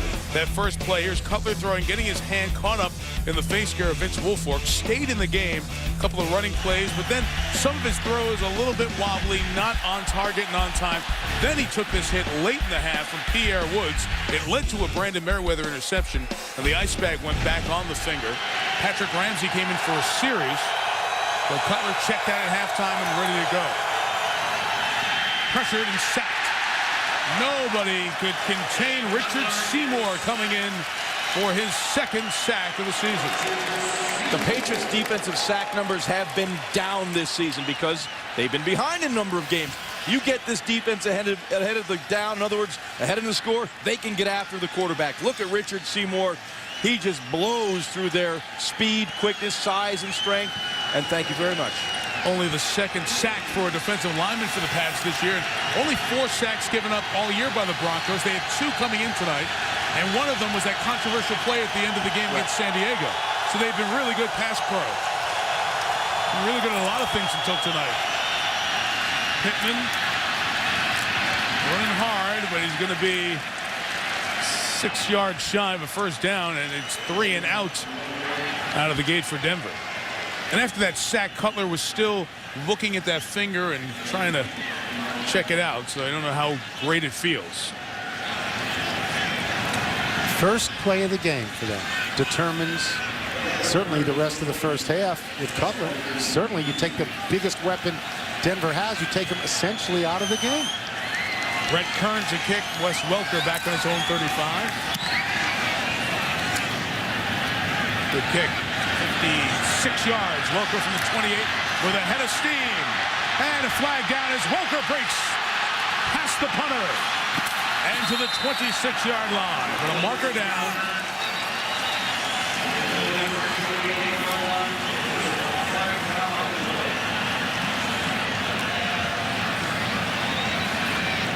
Marker came down near midfield.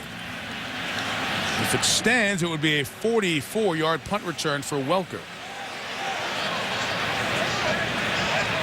The flag will be picked up. There is no flag for the illegal block in the back. It was determined that it was a side block. First down, New England. So only a net of 12 yards and a nice return by Welker, popping back into that role where he really made a splash in the league as a return man during his days with Miami. So great field position for the Patriots when we come back.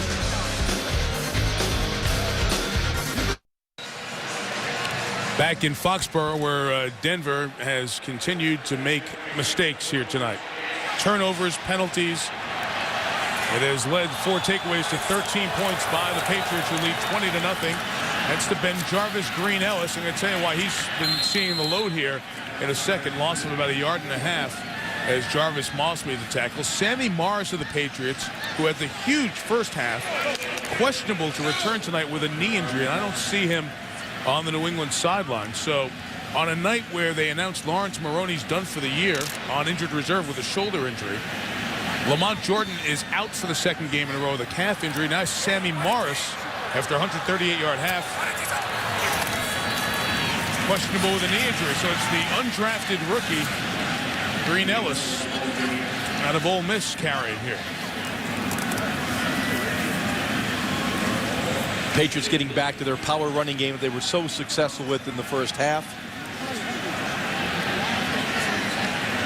Heath Evans doing a great job as a lead blocker inside. There were some runs he had to go 5 yards past the line of scrimmage to hit somebody.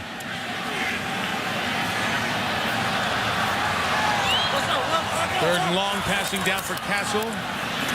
Gets it to Moss with offensive linemen paving the way. Moss to the end zone. Second touchdown of the night.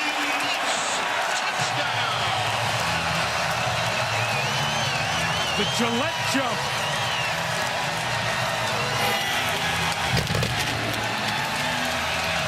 A very nice changeup in the design by Josh McDaniels. Normally they run that little bubble screen out to the left. It'll be Wes Welker. Wes Welker makes a great block that frees up Randy Moss for the touchdown. Randy go back and say, thanks, Mayor, little fella.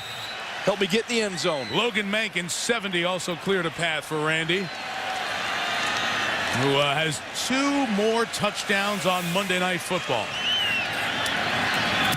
The Welker 44-yard punt return set it up. The Moss score is 27. The Patriots score is 27. Still got some of it.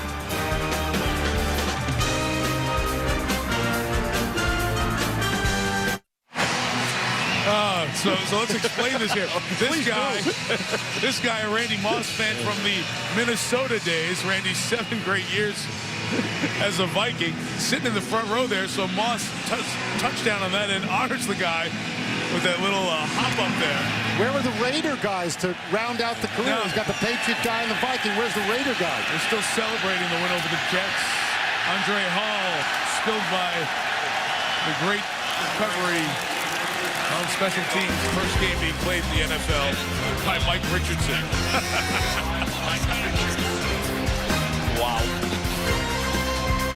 Next Monday night to Music City, and the Colts need it. 3-3, and they face the last of the unbeatens in the National Football League. Tennessee Titans Colts. See 8:30 Eastern next Monday night.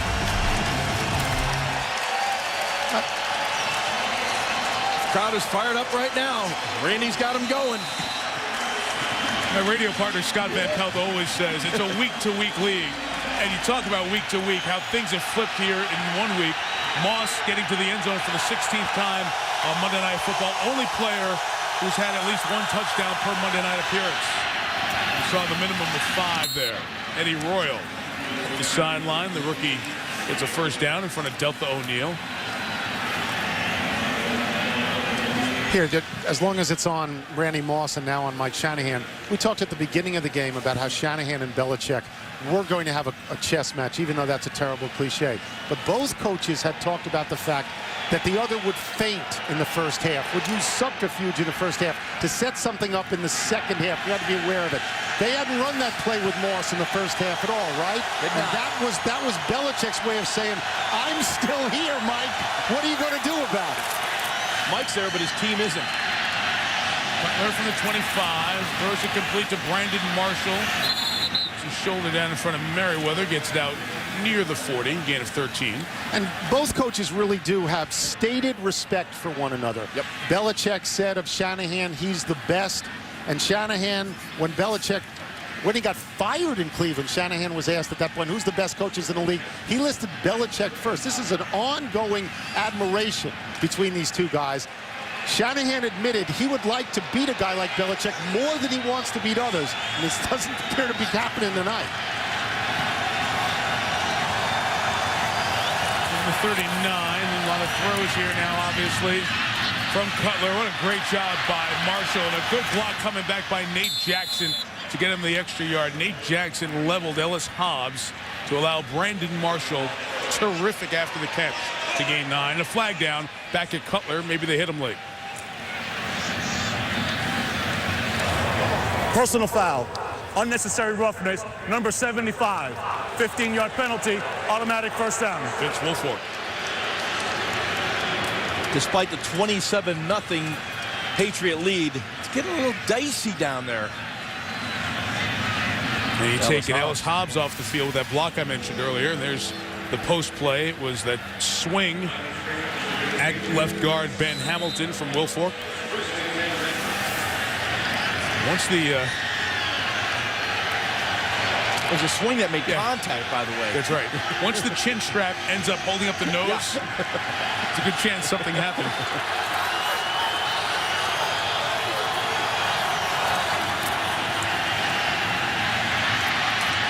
Cutler pick. It was read very well by James Sanders. And turnover number 5 for the Broncos here tonight.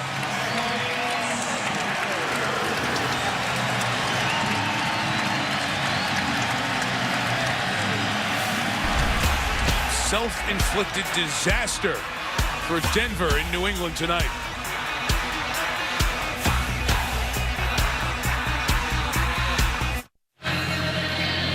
Rough night for Jay Cutler, intercepted a couple of times. After the interception, we had unsportsmanlike conduct, number 75 against New England. It will be a 15-yard penalty assessed from where they went out of bounds. First down, New England. It's the second flag and a couple of snaps on Vince Wilfork. But it doesn't affect possession. Belongs to the Pats at their own 20.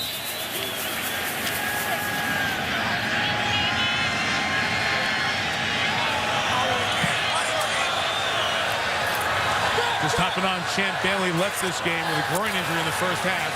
Since then, Randy Moss has 2 touchdowns and another grab there of 11 to the 31 in front of Dre Bly, who took the worst of it. And he's down. So a couple of corners injured for Denver here tonight. And it looks like Randy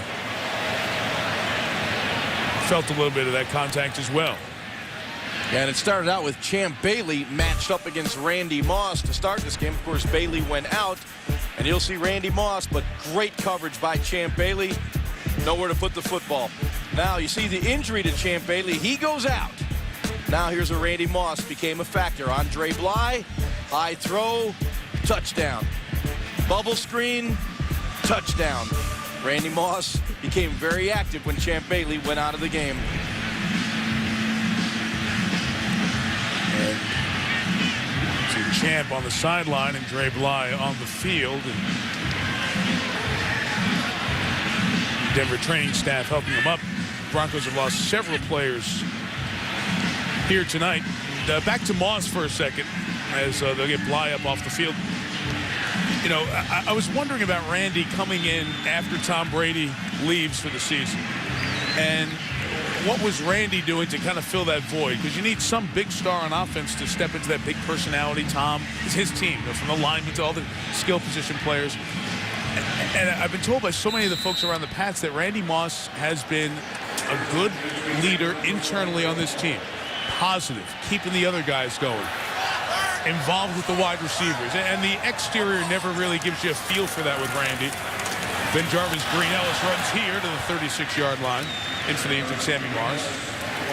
But you talk to the people who have played with Randy Moss over time, or Chris Carter talks about this a lot. You talk to the folks around the Patriots, and they are pleased that Moss has stepped into some of that void without Tom Brady here. I remember when Moss came to New England, and I was one of those people who said that New England had made a deal with the devil, and that Randy Moss would be a terrible teammate and he wouldn't be any good at all. And the first thing Belichick and all the Patriots said last year was how smart he was about football and how well he'd fit in. And he did, and I was wrong. A lot of people like me were wrong about that. Wes Welker open. Put on the brakes and got a lot of room to run. To the 37-yard line. He's just a joy to watch play.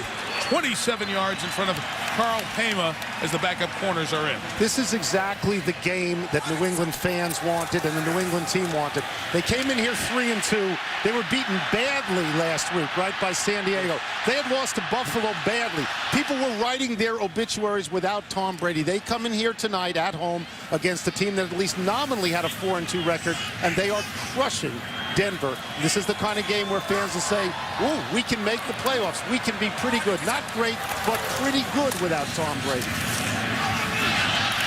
Green Ellis pops through the hole. A yard or two shy of the first down. Matt Light told us the other day, all-pro lineman, he said, last year we had a genie over our heads. Our fans understand there's never going to be another season like last season, never. But you build on the model here, what happens late. Everybody understands we have looked real bad in previous years until the end of the season when we've gotten it together, made playoffs and make runs. They weren't 16-0 every year. They were just 16-0 last year. Veterans get that part. All Green Ellis running in the half. He delivers the blow to Calvin Lowry and takes it inside the 15-yard line. And Tony, to expand upon your feeling of where they want to be at the end of the season, as I've watched the development of Matt Castle, everyone thought Matt Castle becomes a quarterback, no experience as a starter in the National Football League. Let's make this a running team, play every game to be 17-14, 14-13. That's not the approach the Patriots took. They ran the same offense they ran with Tom Brady. Spread the field, 3, 4, and 5 wide receiver looks, empty backfield, shotgun formation. They wanted to develop Matt Castle for down the road in December and the playoffs, so when he sees those tough situations, he'll be accustomed to playing in them. Play pass, good chance to work on red zone decisions. Not a good one. Intercepted by Calvin Lowry at the goal line. Tim Crowder put the heat on, and Castle, who struggled last week in the red zone, throws a pick. Well, this will be one of those. This is a duck coming out, quack, quack, quack, flying out there. Just nothing on that football. You can see, yes, it looked like it was. Well, it was close. Tip hits the ground right here. Winborn with the tip.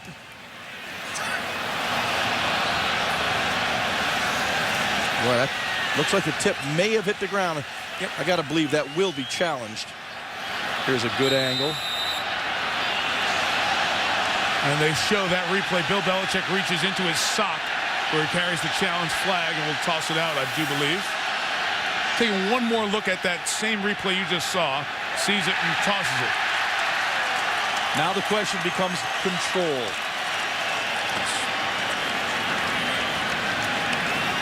So the Patriots will challenge the ruling on the field. Keeps it in his sock, huh? New England is challenging the ruling on the field of an interception.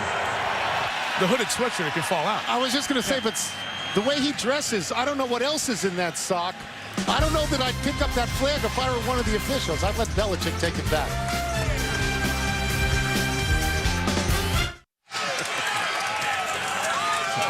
So stepping into the voters' booth, Alberto Riveron, the first Hispanic descent referee in NFL history.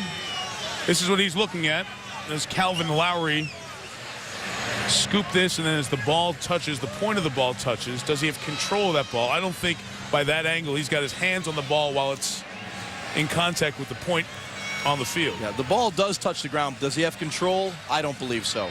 I believe this will be ruled incomplete. You got all these Patriots fans give me a hard time right here. I'm looking up at you, Tony. Why are you hiding?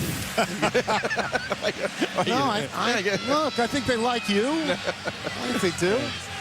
We mentioned Lowry came in to start for Marlon McCree here tonight, guy who came over from Tennessee. And it speaks to some of the problems that Denver has. We alluded to it in the first half at the safety position.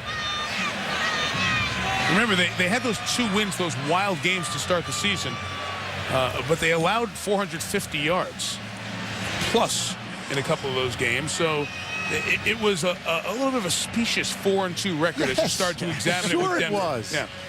One of the games was a gift with San Diego because it wasn't ruled a fumble. One of the games against New Orleans, Martin Gramatica missed, which got him off the Saints, you know, when he missed later in the year, a game that they could have won, and they allowed all of these yards and all of these points, you know. Yep.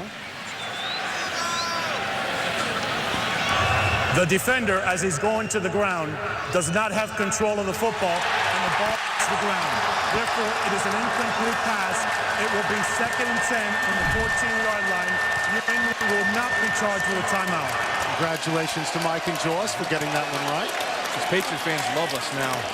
They're all looking up here like we have the genie they had last year over this team. Gives Matt Castle another chance in a red zone circumstance, which has been very bad this year. I think coming into this game, they ranked 27th, the Patriots, in red zone conversions. And that's why you're wondering, 27-0, they're running the ball well. Why do you throw? There's no better live action to get a real good game speed feel for. Let's get Matt Castle more comfortable down here where the landscape is short, the bodies are compressed. Falk catches, it's out of bounds at the 11-yard line. Ron, you lived it. How different is it for a young quarterback down there in the red zone? I mean, it is so different when that field is constricted. I mean, every hole becomes squeezed down. You know, in the open field, quarterbacks complete about 63% of their passes. In the red zone, 20 and in, 52%. 11% less around the National Football League. So that is a huge drop-off because it's just tougher. The windows are smaller. And your decisions have to be quick and correct. Very quick. 3rd and 3. Castle, Welker, touchdown.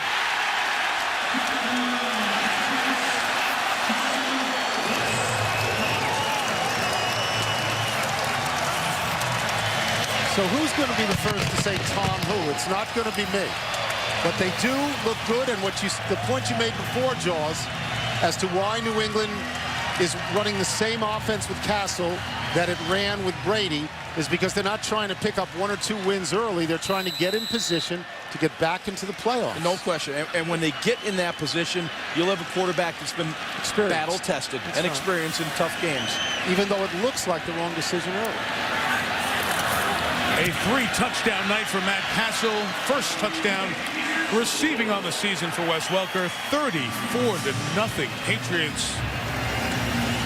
Shocking. Not that they're winning, but the way they're doing it to Denver here tonight. And what a good feeling it must be for Matt Castle, who went to USC, sat behind Palmer and Leinart. And the only way he got on the field as a starter for one game was as a tight end. Even went to play baseball at the end. And they said, wait, but you still have a pro football opportunity here, Matt. And he ended up going to the pro day for USC.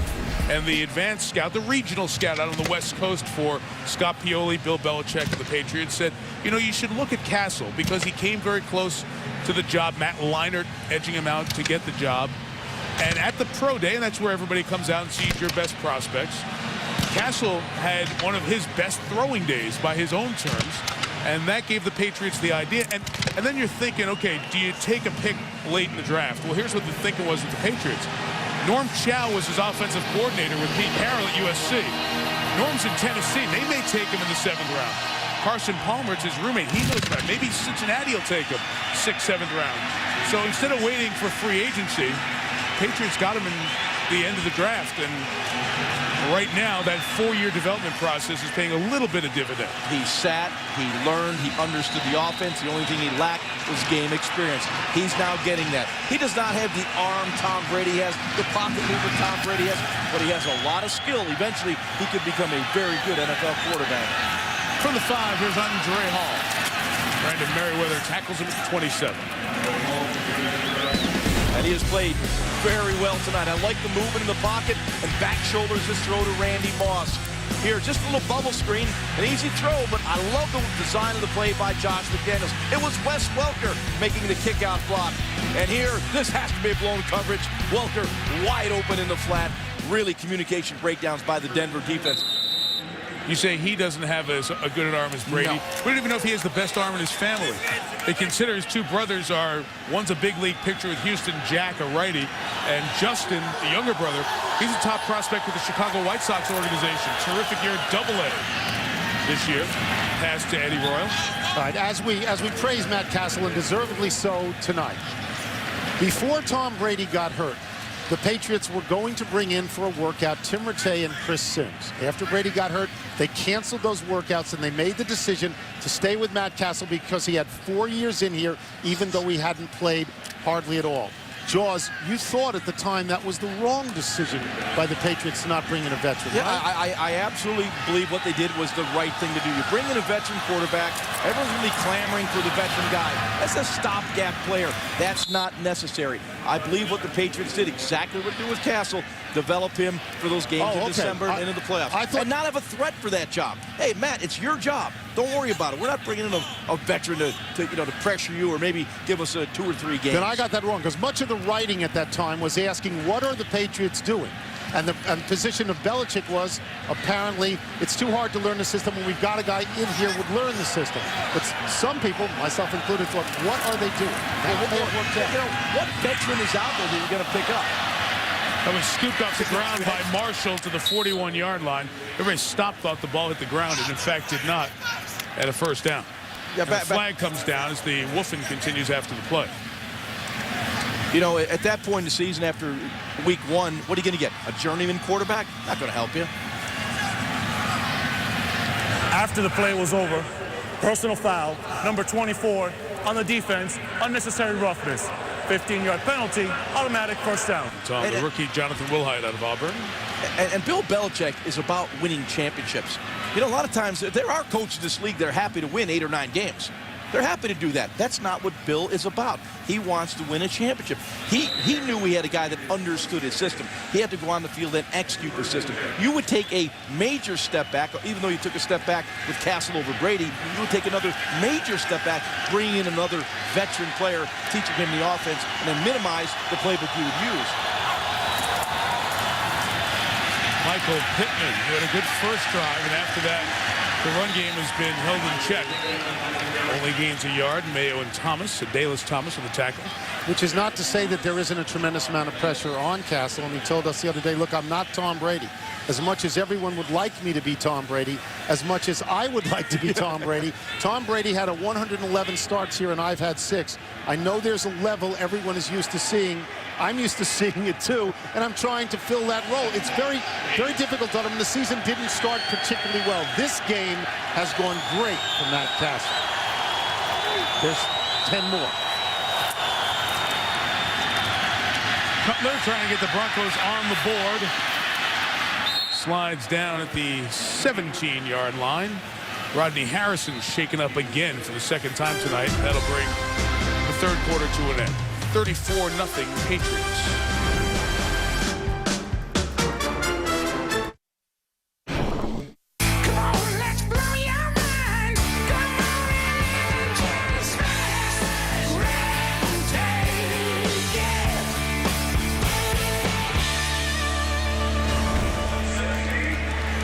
Been a big performance for the Patriots here in Foxborough, leading 34-0. It's been all good news for New England, except for a couple of injuries for Bill Belichick.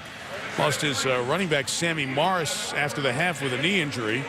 Mike Shanahan's team has been shut out by the Patriots defense, but really the leader of the back end of that defense, Rodney Harrison, is the concern for the Pats now. He's been down throughout the timeout, looking at his right leg on the field. Here's a look at what happened to Rodney. On the last play of the third quarter, you see his leg get twisted and stuck in the ground as Jay Cutler was getting out and around on that scramble. And I think they're bringing out the cart for Rodney here, and that's such a sad sight to see for this guy. He's 15th year in the league. He's the only player since they started keeping sacks as a stat in '82 to have 30 picks and 30 sacks in the NFL. Teddy Bruschi out to talk to his fellow veteran. Rodney's so responsible when we were at that practice we talked about Saturday for returning the fun and the enthusiasm of this team. And, man, that says a lot right there. He went places in the meeting that a lot of people don't want to go. That's to sort of admit how shell-shocked the team was when Tom Brady went out. He said it threw everybody back on their heels. It really hurt us. It was a shock. And you don't expect a guy with 2 years in to say anything like that. But Rodney Harrison has been around forever, and he understands the perspective of the team. And he did talk about bringing the fun back to this team to try and get them to play loose and not to just worry that Tom Brady wasn't around. And now by the looks of this, he's going to be out for a while. Yeah, you never know, but that's never a good sign when they've got his leg up like that. It's really one of the great guys in the league over the years. 9 years with San Diego, 6 years here with the Pats.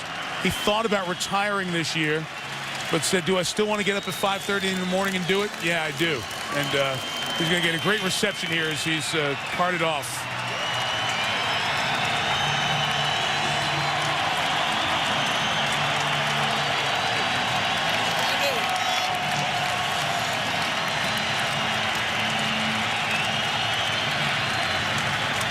You know, you hope it's not a bad injury. You hope it's not a serious injury. But I think when you saw those two shots of Rodney, he knows that something's not right there. Right. And when you have a guy who's in his 15th year in the league and talks about, I wasn't sure if I was going to come back this year, and thought about it for a while, you know, any type of season-ending injury would then lead you to wonder if you'll see him play again. Let's hope so. Let's hope it's not serious and the news is good. It'll be tough to see for the Pats fans, all football fans, really.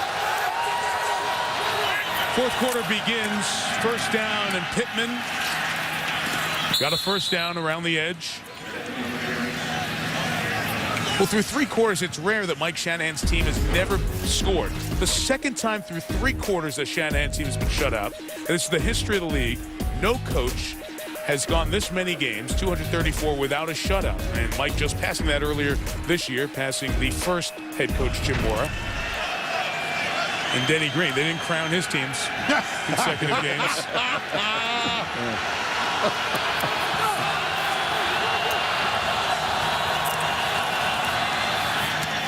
Pass is caught by Eddie Royal to the 19-yard line.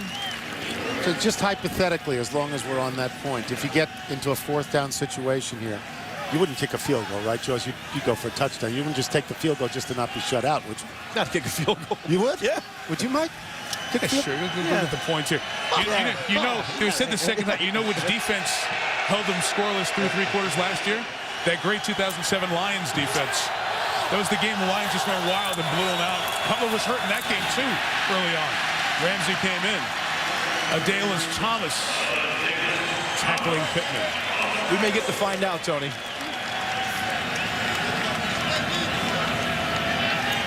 That's some stare Shanahan has. Those eyes, they are just piercing, aren't they? Yeah, this has not been a good night for the Denver Broncos. And There's never a good night to have a stinker. Yeah. But then when you have the bye week coming up, man, you got to sit with this taste in your mouth for 13 days. It's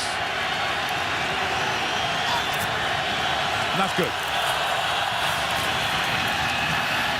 And Cutler throws, and there's the touchdown. They're on the board.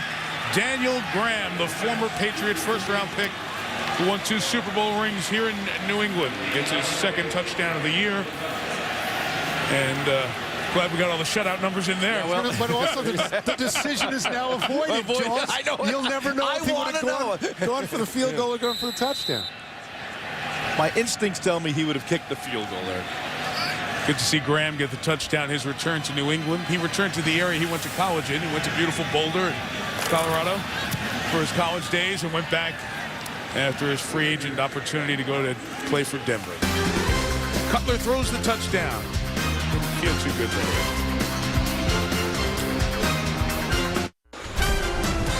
ESPN's Monday Night Football is brought to you by Toyota, moving forward. and NFL.com. Vote for the 2009 Pro Bowl at NFL.com/Pro Bowl. And tonight's aerial coverage from Foxborough provided by DirecTV. We're going to look down. Some of the fans who are heading out early, obviously they believe they've seen one 7-0 comeback in baseball in the 7th inning already in the last 7 days. They're not going to see another unbelievable comeback. So. No, they don't think this will be the Sox against the Rays. Jaws does, though. Jaws holding out for 35-34. I hold out hope for right down to the wire. I mean, it's a long shot. I would agree. Somewhat. I would agree. You think? Somewhat. Yeah, Matthew Slater back deep. Broncos kicking it deep with Matt Prater. Here's the rookie out of UCLA, Slater. Hit it hard and brought it down to the 34-yard line, tackled by Jack Williams. Matt Castles had best night he's had on the football field in about 8 years. 2 touchdowns to Randy Moss.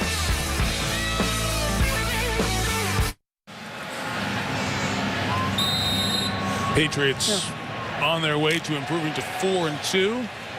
They play St. Louis coming up on Sunday. At one point, that looked like a guaranteed W. Now, they're the leaders in the NFC East. Absolutely. The last 2 weeks. Jim Haslett doing a nice job there. Ben Jarvis, Green Ellis with the carry. Well, Monday Night Football memory from these two teams. Go back to 2003. Remember the intentional safety that Bill Belichick takes? Have the snapper right out of the end zone? Phenomenal call, Mike. Yep. Just a phenomenal call. It took a game from 24-23 to 26-23. Patriots were trailing at that point, and then Brady brings them down the field for the touchdown to David Givens, and the Pats win 30-26. One of the more memorable Monday night games. They flipped the field with that intentional safety back in 2003 to get the victory.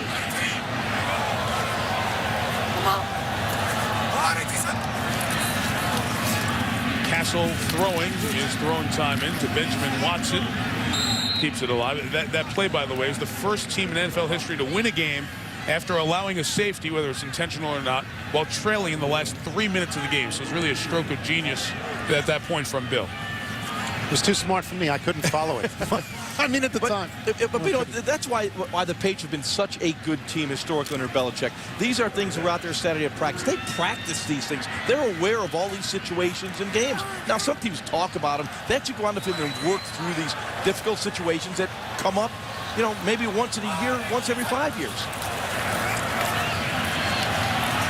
Castle trying to buy some time, now taking off. They get the first down, and the Patriots thrilled to get a lick at Castle. We were showing shots of Bill Belichick before, and there were a lot of people gloating in the league, particularly last week after San Diego beat New England so badly that there was a certain sense of payback for Belichick, not the most popular fellow in the league. So we'll do this play, get to it.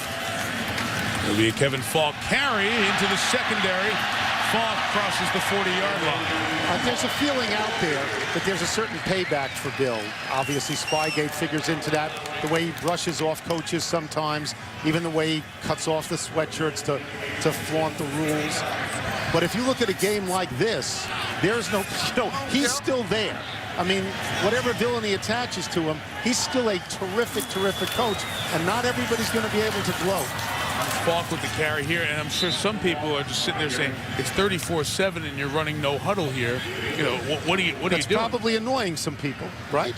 Wondering the sort of offense that he's running. Is he trying to rub it in? Is he trying to show up the other coach? I mean, he does things like that. It's interesting to me that Tom Brady, every bit as competitive as Bill Belichick and as ruthless at times as Bill Belichick, yet that which is admired in Tom Brady as a player is sometimes hated in Bill Belichick. But his players swear by him, and his record here in New England is undeniable. He has been a great Canton-bound coach here. Keith Evans, the fullback, with an opportunity there, and you're trying to use every situation here to get Castle, as Jaws said before.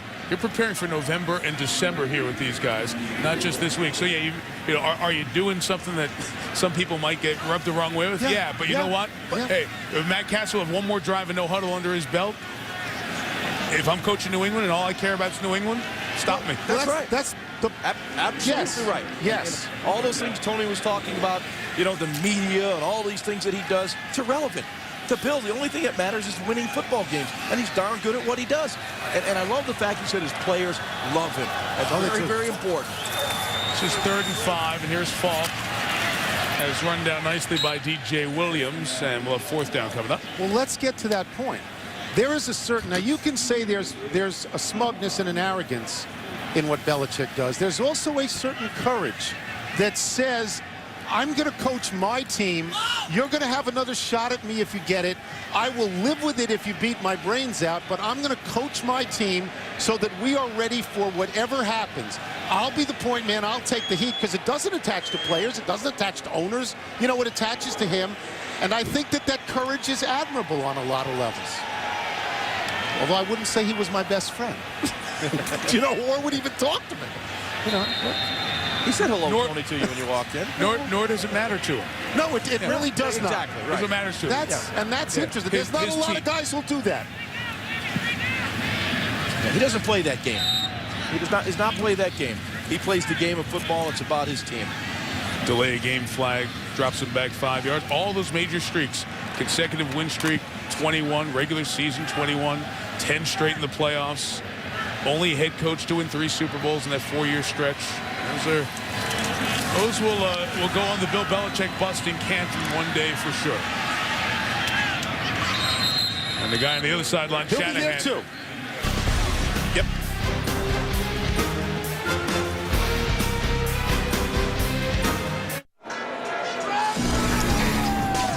What's up? Stuart Scott with the Sports Center right now. Up next on ESPN, Steve Young and Emmitt Smith join me in the GMC Sierra postgame show to break down this big Patriots game. Plus, Boomer and the gang join us to debate the Cowboys' big problem right now. It's on Sports Center after the game. Mike?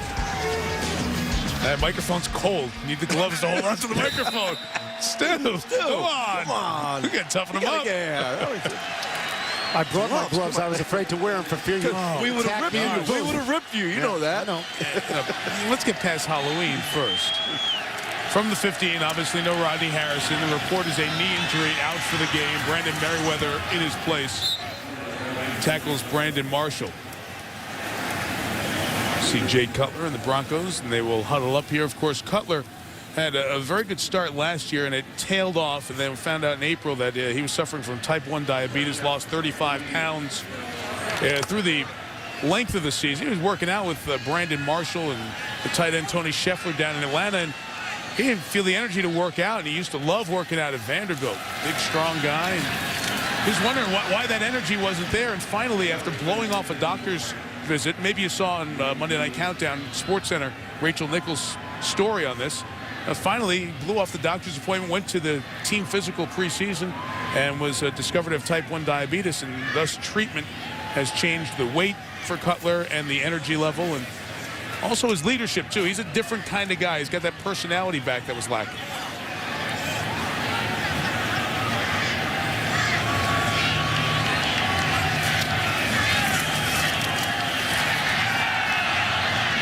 Second and 10. It's twice just off with Marshall. He had said that last year he'd go into games tired, leave exhausted. He said he would fall asleep in meetings. Obviously, he was very worried about what was going on. Mike, you alluded to his personality. I think cocky is a fair word for Jay Cutler. Certainly very, very confident. He is the kind of, everybody knows that he said at one point just a couple of weeks ago to a reporter from the Sporting News that his arm was stronger than John Elway's, which you don't say anything like that in Denver. You know, you don't compare yourself to John Elway, and Cutler never backed off. Never tried to do damage control, except I said that. Well, it is stronger. Third down throw complete to Brandon Marshall, penalty marker down. You think he has a stronger arm than Elway? Yes, I do. Now, really? I played against John Elway. He had a great arm. Wow. I think Jay Cutler has a stronger arm. Really? Yes. Really? Yes. Not the Elway now of 48 years old. The Elway then, in right? his prime. You think he has a stronger arm? Yes. But you not to take anything away from John. I mean, John could rotate as well as anyone. I think Jay Cutler has a stronger arm. Personal foul, chop block on the offense, number 28, 15-yard penalty, third down. He'll accept that penalty because the catch would have been a first down. You know, back for a second to the type 1 diabetes. Very simply put, You just can't convert sugar to energy as other people can. And a glucose meter has been used by Cutler on a regular basis. Checks it when he gets up, when he goes to sleep, constantly. Even in game, they will check it multiple times. Brandon Marshall, who can be the card on the team, the guy that was kind of sticky in the side of the ribs with a laugh. He said, yeah, if Jay ever throws a pass that's too short, I ask him if he checked the glucose later. And Jay has taken that as part of the good nature. He's also taken the front line on this. He said there's not a day that goes by. There's not an email or contact with somebody who suffers from diabetes. And he, as a high-profile guy, and it may not be a higher profile position in the Rocky Mountain states than quarterback for the Broncos, he has certainly helped the awareness of diabetes in that area. It's Daniel Graham, the ex-Patriot, out at the 31-yard line, and the penalty marker comes down at the end of this play. To that point, I mean, you know, it's a private matter what your physical condition is, as we see all the time. And Cutler is going forward with that and being public. And there are millions of people with diabetes. And when they see a guy who's a quarterback in the NFL. Number 82 on the offense. 10-yard penalty. Replay third down.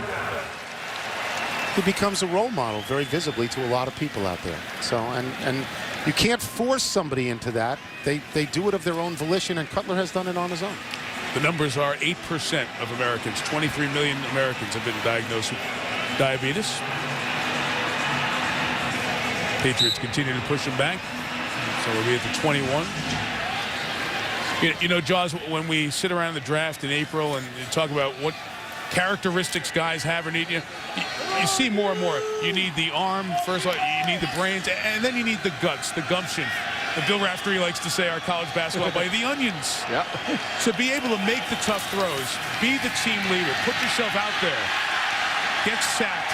Yeah, Mike, I'm surprised Cutler's still in this game. He got hurt in the first play of the game, and he's still out there taking shots in a 34-7 game. It's, you know, why risk your season right now? And the Patriots are glad to go get him as well. Mike Shannon's just trying to get something going on the offensive side, but I totally agree with your point. Yeah, that's it. I mean, you know, totally. You know, for those of us that love a competitive game, it's, hey, let's tighten this thing up. It's not going to happen. And coach keeps running them out there. It's a risk of the future of the season for them. Cutler certainly has shown in other games this year and the last couple of years, he has what it takes to be a top-end quarterback in this league. Tonight, not their night all the way around, and he's been a part of it. 10-yard return for Wes Welker, and a credit to the New England defense, called on the carpet. A couple of top 10 matchups in the BCS standings this week. Number 3, Penn State in Columbus to take on Ohio State College. Game day starts your college football Saturday there at 10 a.m. And then the game on ABC, Saturday Night Football at 8 Eastern Time. And in the afternoon, you have Oklahoma State taking on Texas, the #1 team in the country. And Colt McCoy's completing almost 80% of his passes. And he's not throwing against the Broncos, so it's really an achievement.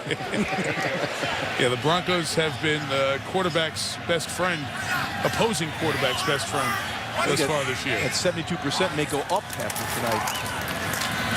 Ben Jarvis, Green Ellis, the rookie out of Ole Miss, running because of the Sammy Morris injury. He's had a good second half. Well, to that point, guys, the passer rating, what do we say? 100, a very, very good game. Wow. Week by week by week. Jeff Garcia's 83.7 passer rating in one game. That's still a good number on a one-week basis. And this is just problems that have been the problems for Denver really the last couple of years on the defensive side of the ball. They are on their third defensive coordinator in 3 years, as Mike Shanahan hires a guy and says, fix it, and nobody seems to be able to fix it. Nice block from Benjamin Watson sends Green Ellis in another first down. Well, we've talked about the fact, Jaws, you alluded to this, that Bill Belichick is playing for championships. That man plays for championships all the time. He has a great relationship with the owner, Pat Bowlen. He has an open checkbook. He brings people in. You know, I mean, he falls in love quickly and then falls out of love with certain players and kicks them to the curb. They don't want to lose in Denver. I mean, they believe that every single year they should be competing for the Super Bowl, and Shanahan tries. He's had offense. He hasn't had any defense at all lately. And you look at the corners, you bring in a Champ Bailey, a Dre Bly, free agents you spend a lot of money for. You trade for Champ Bailey, and yet going into the game, 72% complete against this defense. It's not only the corners, we know that. It's the safeties. It's the linebackers involved in pass coverage. But you're right. This defense just can't get going. They can't get out of their way right now. They have no identity of what they want to be. If you change coordinators every single year, they don't do that on offense. I mean, because Shanahan takes control of the offense to some degree. You're always bringing in a new system. Was it Elvis Dumervil who told us kept going back to Louisville, 5 new defensive coordinators in 5 years, and you can't get anything with certainty that way. Well, because you have to draft players and acquire players that fit your scheme. They've had 3 different schemes over the last 2 years. The second down, Castle nowhere to go, and does get rid of it as he takes a hit and throws incomplete. You saw that number go by a moment ago, guys. 73% completion. That would be the record for the worst if they stayed on that pace all year, and 78% complete before that pass by Castle here tonight. Castle's rating is, what is a perfect rating? Did he have 153 and change? Did he have 136 or something? 39 if I by far if I read that graphic correctly. It probably just dropped with that incompletion. Sacks don't count against your rating. Sacks don't bring down your passer rating.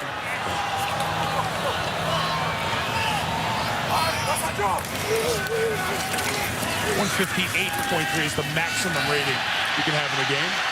Kevin Falk with the carry to the 16-yard line. And that's the other story here. They are just running for as much as the Patriots have run for in the last 3 seasons. 244 total. Yeah, and Mike, before that ball was snapped, I heard one of the Broncos saying, watch the draw. They knew the draw was coming and still gained 15 yards. And right back to Falk. Touchdown. They're going to mark him down shy? Yeah, they're going to mark him down shy. I thought for sure he was in there. It'll be just shy of the goal line. The Broncos defense is just getting hammered.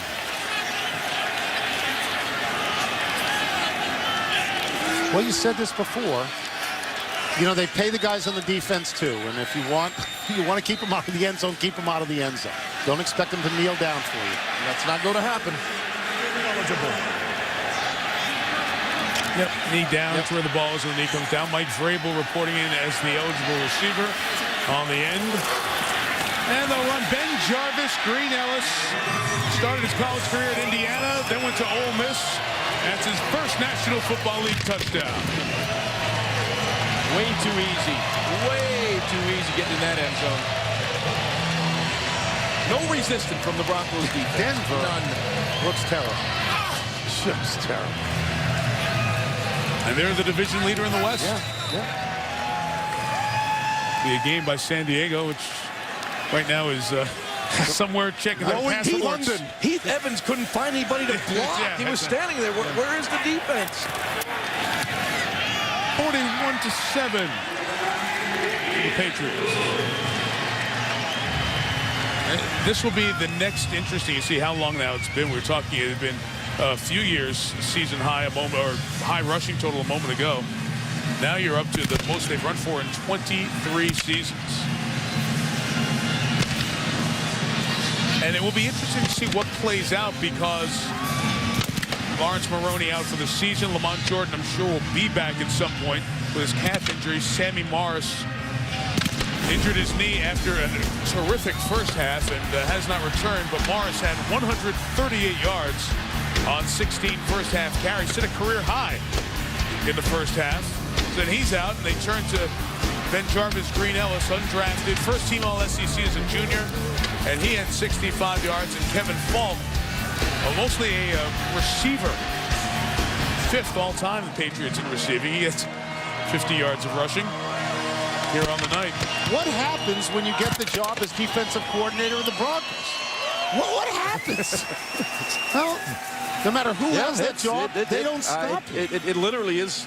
I chuckle. You know, it's somewhat comical. I mean, they can't stop anyone. I mean, this is not Green an Ellis' offense touchdown, you could have scored, Tony. You could have scored. It was so well blocked. The Patriots have had terrible trouble scoring this year. They've been averaging 17 points a game. Well, the entire West. I know the Raiders had a good effort against the Jets yesterday. The Jets offense didn't look very good. As once again, playing his first NFL game, Mike Richardson makes the tackle. Headlines today out in the Bay Area: Mike Nolan fired as the head coach, replaced by Mike Singletary. Reggie Bush had the knee surgery, did not make the trip to London. He'll be out for about a month for the Saints. And Adam Jones, the continuing saga entering an alcohol treatment center. And as Jerry Jones termed it, it is not in the Metroplex area. So he's gotten away from Dallas as he goes to that phase of his attempt to return to the NFL. Let me take the first headline on Mike Nolan getting fired. And let me ask you, Joe, I don't remember, Jaws, a season, 3 coaches already fired 6 games in the season. I don't remember anything like that in pro football. Yeah, I would agree with that. I can't remember that either. I also can't remember your starting quarterback being on the field and score 41-7, and he gets hurt on the first play of the game, that being Jay Cutler, still out on the field for the Broncos. Tony, back to your point, it's not just 3 head coaches, but also a GM, team president, technically, and Matt Millen.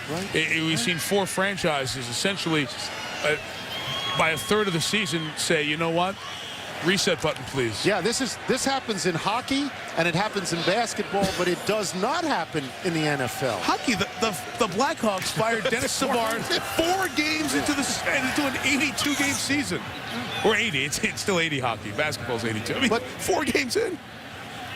That sort of upheaval, and yet, you know, let me be fair, the change that was made in St. Louis seems to be exactly the right change. After 2 games. And it worked in this situation.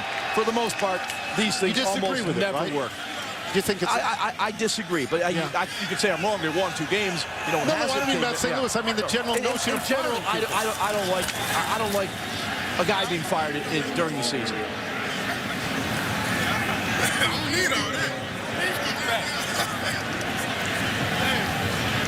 I'd like to correct my correction. It is 82 games in the NHL season.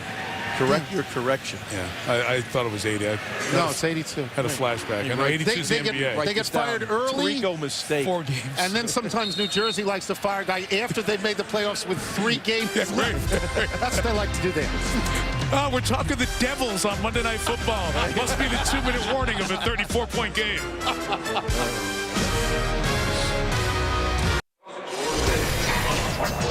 What's up? Stuart Scott with the Sports Center right now. Up next on ESPN, join me, Steve Young, Emmett Smith for the GMC Sierra postgame show. Plus, this is the 600th Monday night game. We'll relive some of the best memories from a nearly 4-decade run. Mike, take it away. Thank you, Stuart. The microphone did not warm up on the field there for the couple of minutes. It's getting colder. It's getting colder. Still needing the glove. It's colder down there than it is up here. 3rd and 3 as Cutler gets to the back end of the game with a launch for Eddie Royal. And Brandon Merriweather almost comes up with his 2nd interception. He kept dropping the ball, and he went really hard this offseason to work on ball skills, jugs machine, catching tennis balls, anything to learn how to catch it better. And remember, if he would have caught one in the Super Bowl, they may have won that Super Bowl. Okay, so we'll give the Patriots the win. I think it's safe at 41-7. So the Pats will be a game behind the Bills, with the Jets now 2 games back and everybody 1 length apart in the AFC East. And Buffalo can play some defense, so that'll keep them in it. Buffalo and New England yet to meet. They'll be up here in Foxborough in a few weeks on November 9th, and they close the season in Orchard Park on the final Sunday. That should be warm and delightful. Great football. We'll be back in Buffalo in a few weeks. Looking forward to that. Yeah. So here's what the Pats have ahead at 4-2. We mentioned the role the Rams are on with back-to-back games. Then 2 Indianapolis, and you know who can figure the Colts at this point at 3-3. Then the 3 division games in a row: the Bills, the Jets, and the chance to play the Dolphins, who cranked out the Wildcat offense on the Bills, on the Patriots right here a few weeks ago. I think that at the moment, watching this game, the Patriots look like much more of a contender than they looked 24 hours ago. Let me ask you guys this. Tennessee 6-0, Pittsburgh and Buffalo are 5-1. Who's the best team in the AFC? Oh, that's undefeated. 6-0. We'll see them next week. You think they're the best team in the AFC? I'm looking forward to seeing Tennessee next week. I think that by week 9, I think it may well be Pittsburgh is the best team. Pittsburgh? Yes. What do you think? Well, we will see with our own eyes the next 2 weeks. Come on, you made us answer. No, we'll see Tennessee, and then we'll see Pittsburgh, and call me then. And then we'll see Buffalo. I'm going to write that down. Just remember this. Pittsburgh wins the Super Bowl 40. Indianapolis wins Super Bowl 41 and Super Bowl 42 last year, won by the Giants. Even going into the playoffs, those teams were not playing the best football. So as we talked about earlier, Jaws, November and December, Patriots, get yourselves in position to do it. It's just a reminder, in this AFC, it doesn't matter much. But I would say, if you made me answer, Yes, I'd I'm say making you. right now, nobody. That's just so great. Oh, yeah. That's a radio talk show host if I ever heard one. Right now, nobody. Nobody. Nobody. Nobody. But since you asked me a question, I answered it. But to a certain degree, I would agree with you, Mike. No one, Thanks. no one is taking Thanks. over right now in the whole league. Thanks. Who's the most dominant team in the league right now? Do you believe in the Patriots again after what you saw tonight? Certainly. I think you can, but you may have to check the quality of the opposition tonight. Denver was terrible tonight from the first play of the game. And They're for all pals. Yep. They're pals. And they also respect each other Yes, so much. enormously. A night where we saw a bunch of significant players get injured as well. We see that the Patriots still have an opportunity overcoming the Brady injury. Best football game Matt Castle's had probably since Chatsworth High School in Los Angeles. 41-7, the final number for New England in the 600th game in the history of Monday Night Football. Sports Center's coming up next with Tony Kornheiser, Ron Jaworski, Susie Culver, our great crew, Jay Rothman and Chip Dean leading our crew in the truck, Mike Tirico. Good night. Thanks for watching this presentation of ESPN, the worldwide leader in sports. See you next Monday night for the Colts and the Titans. See you next week in Tennessee.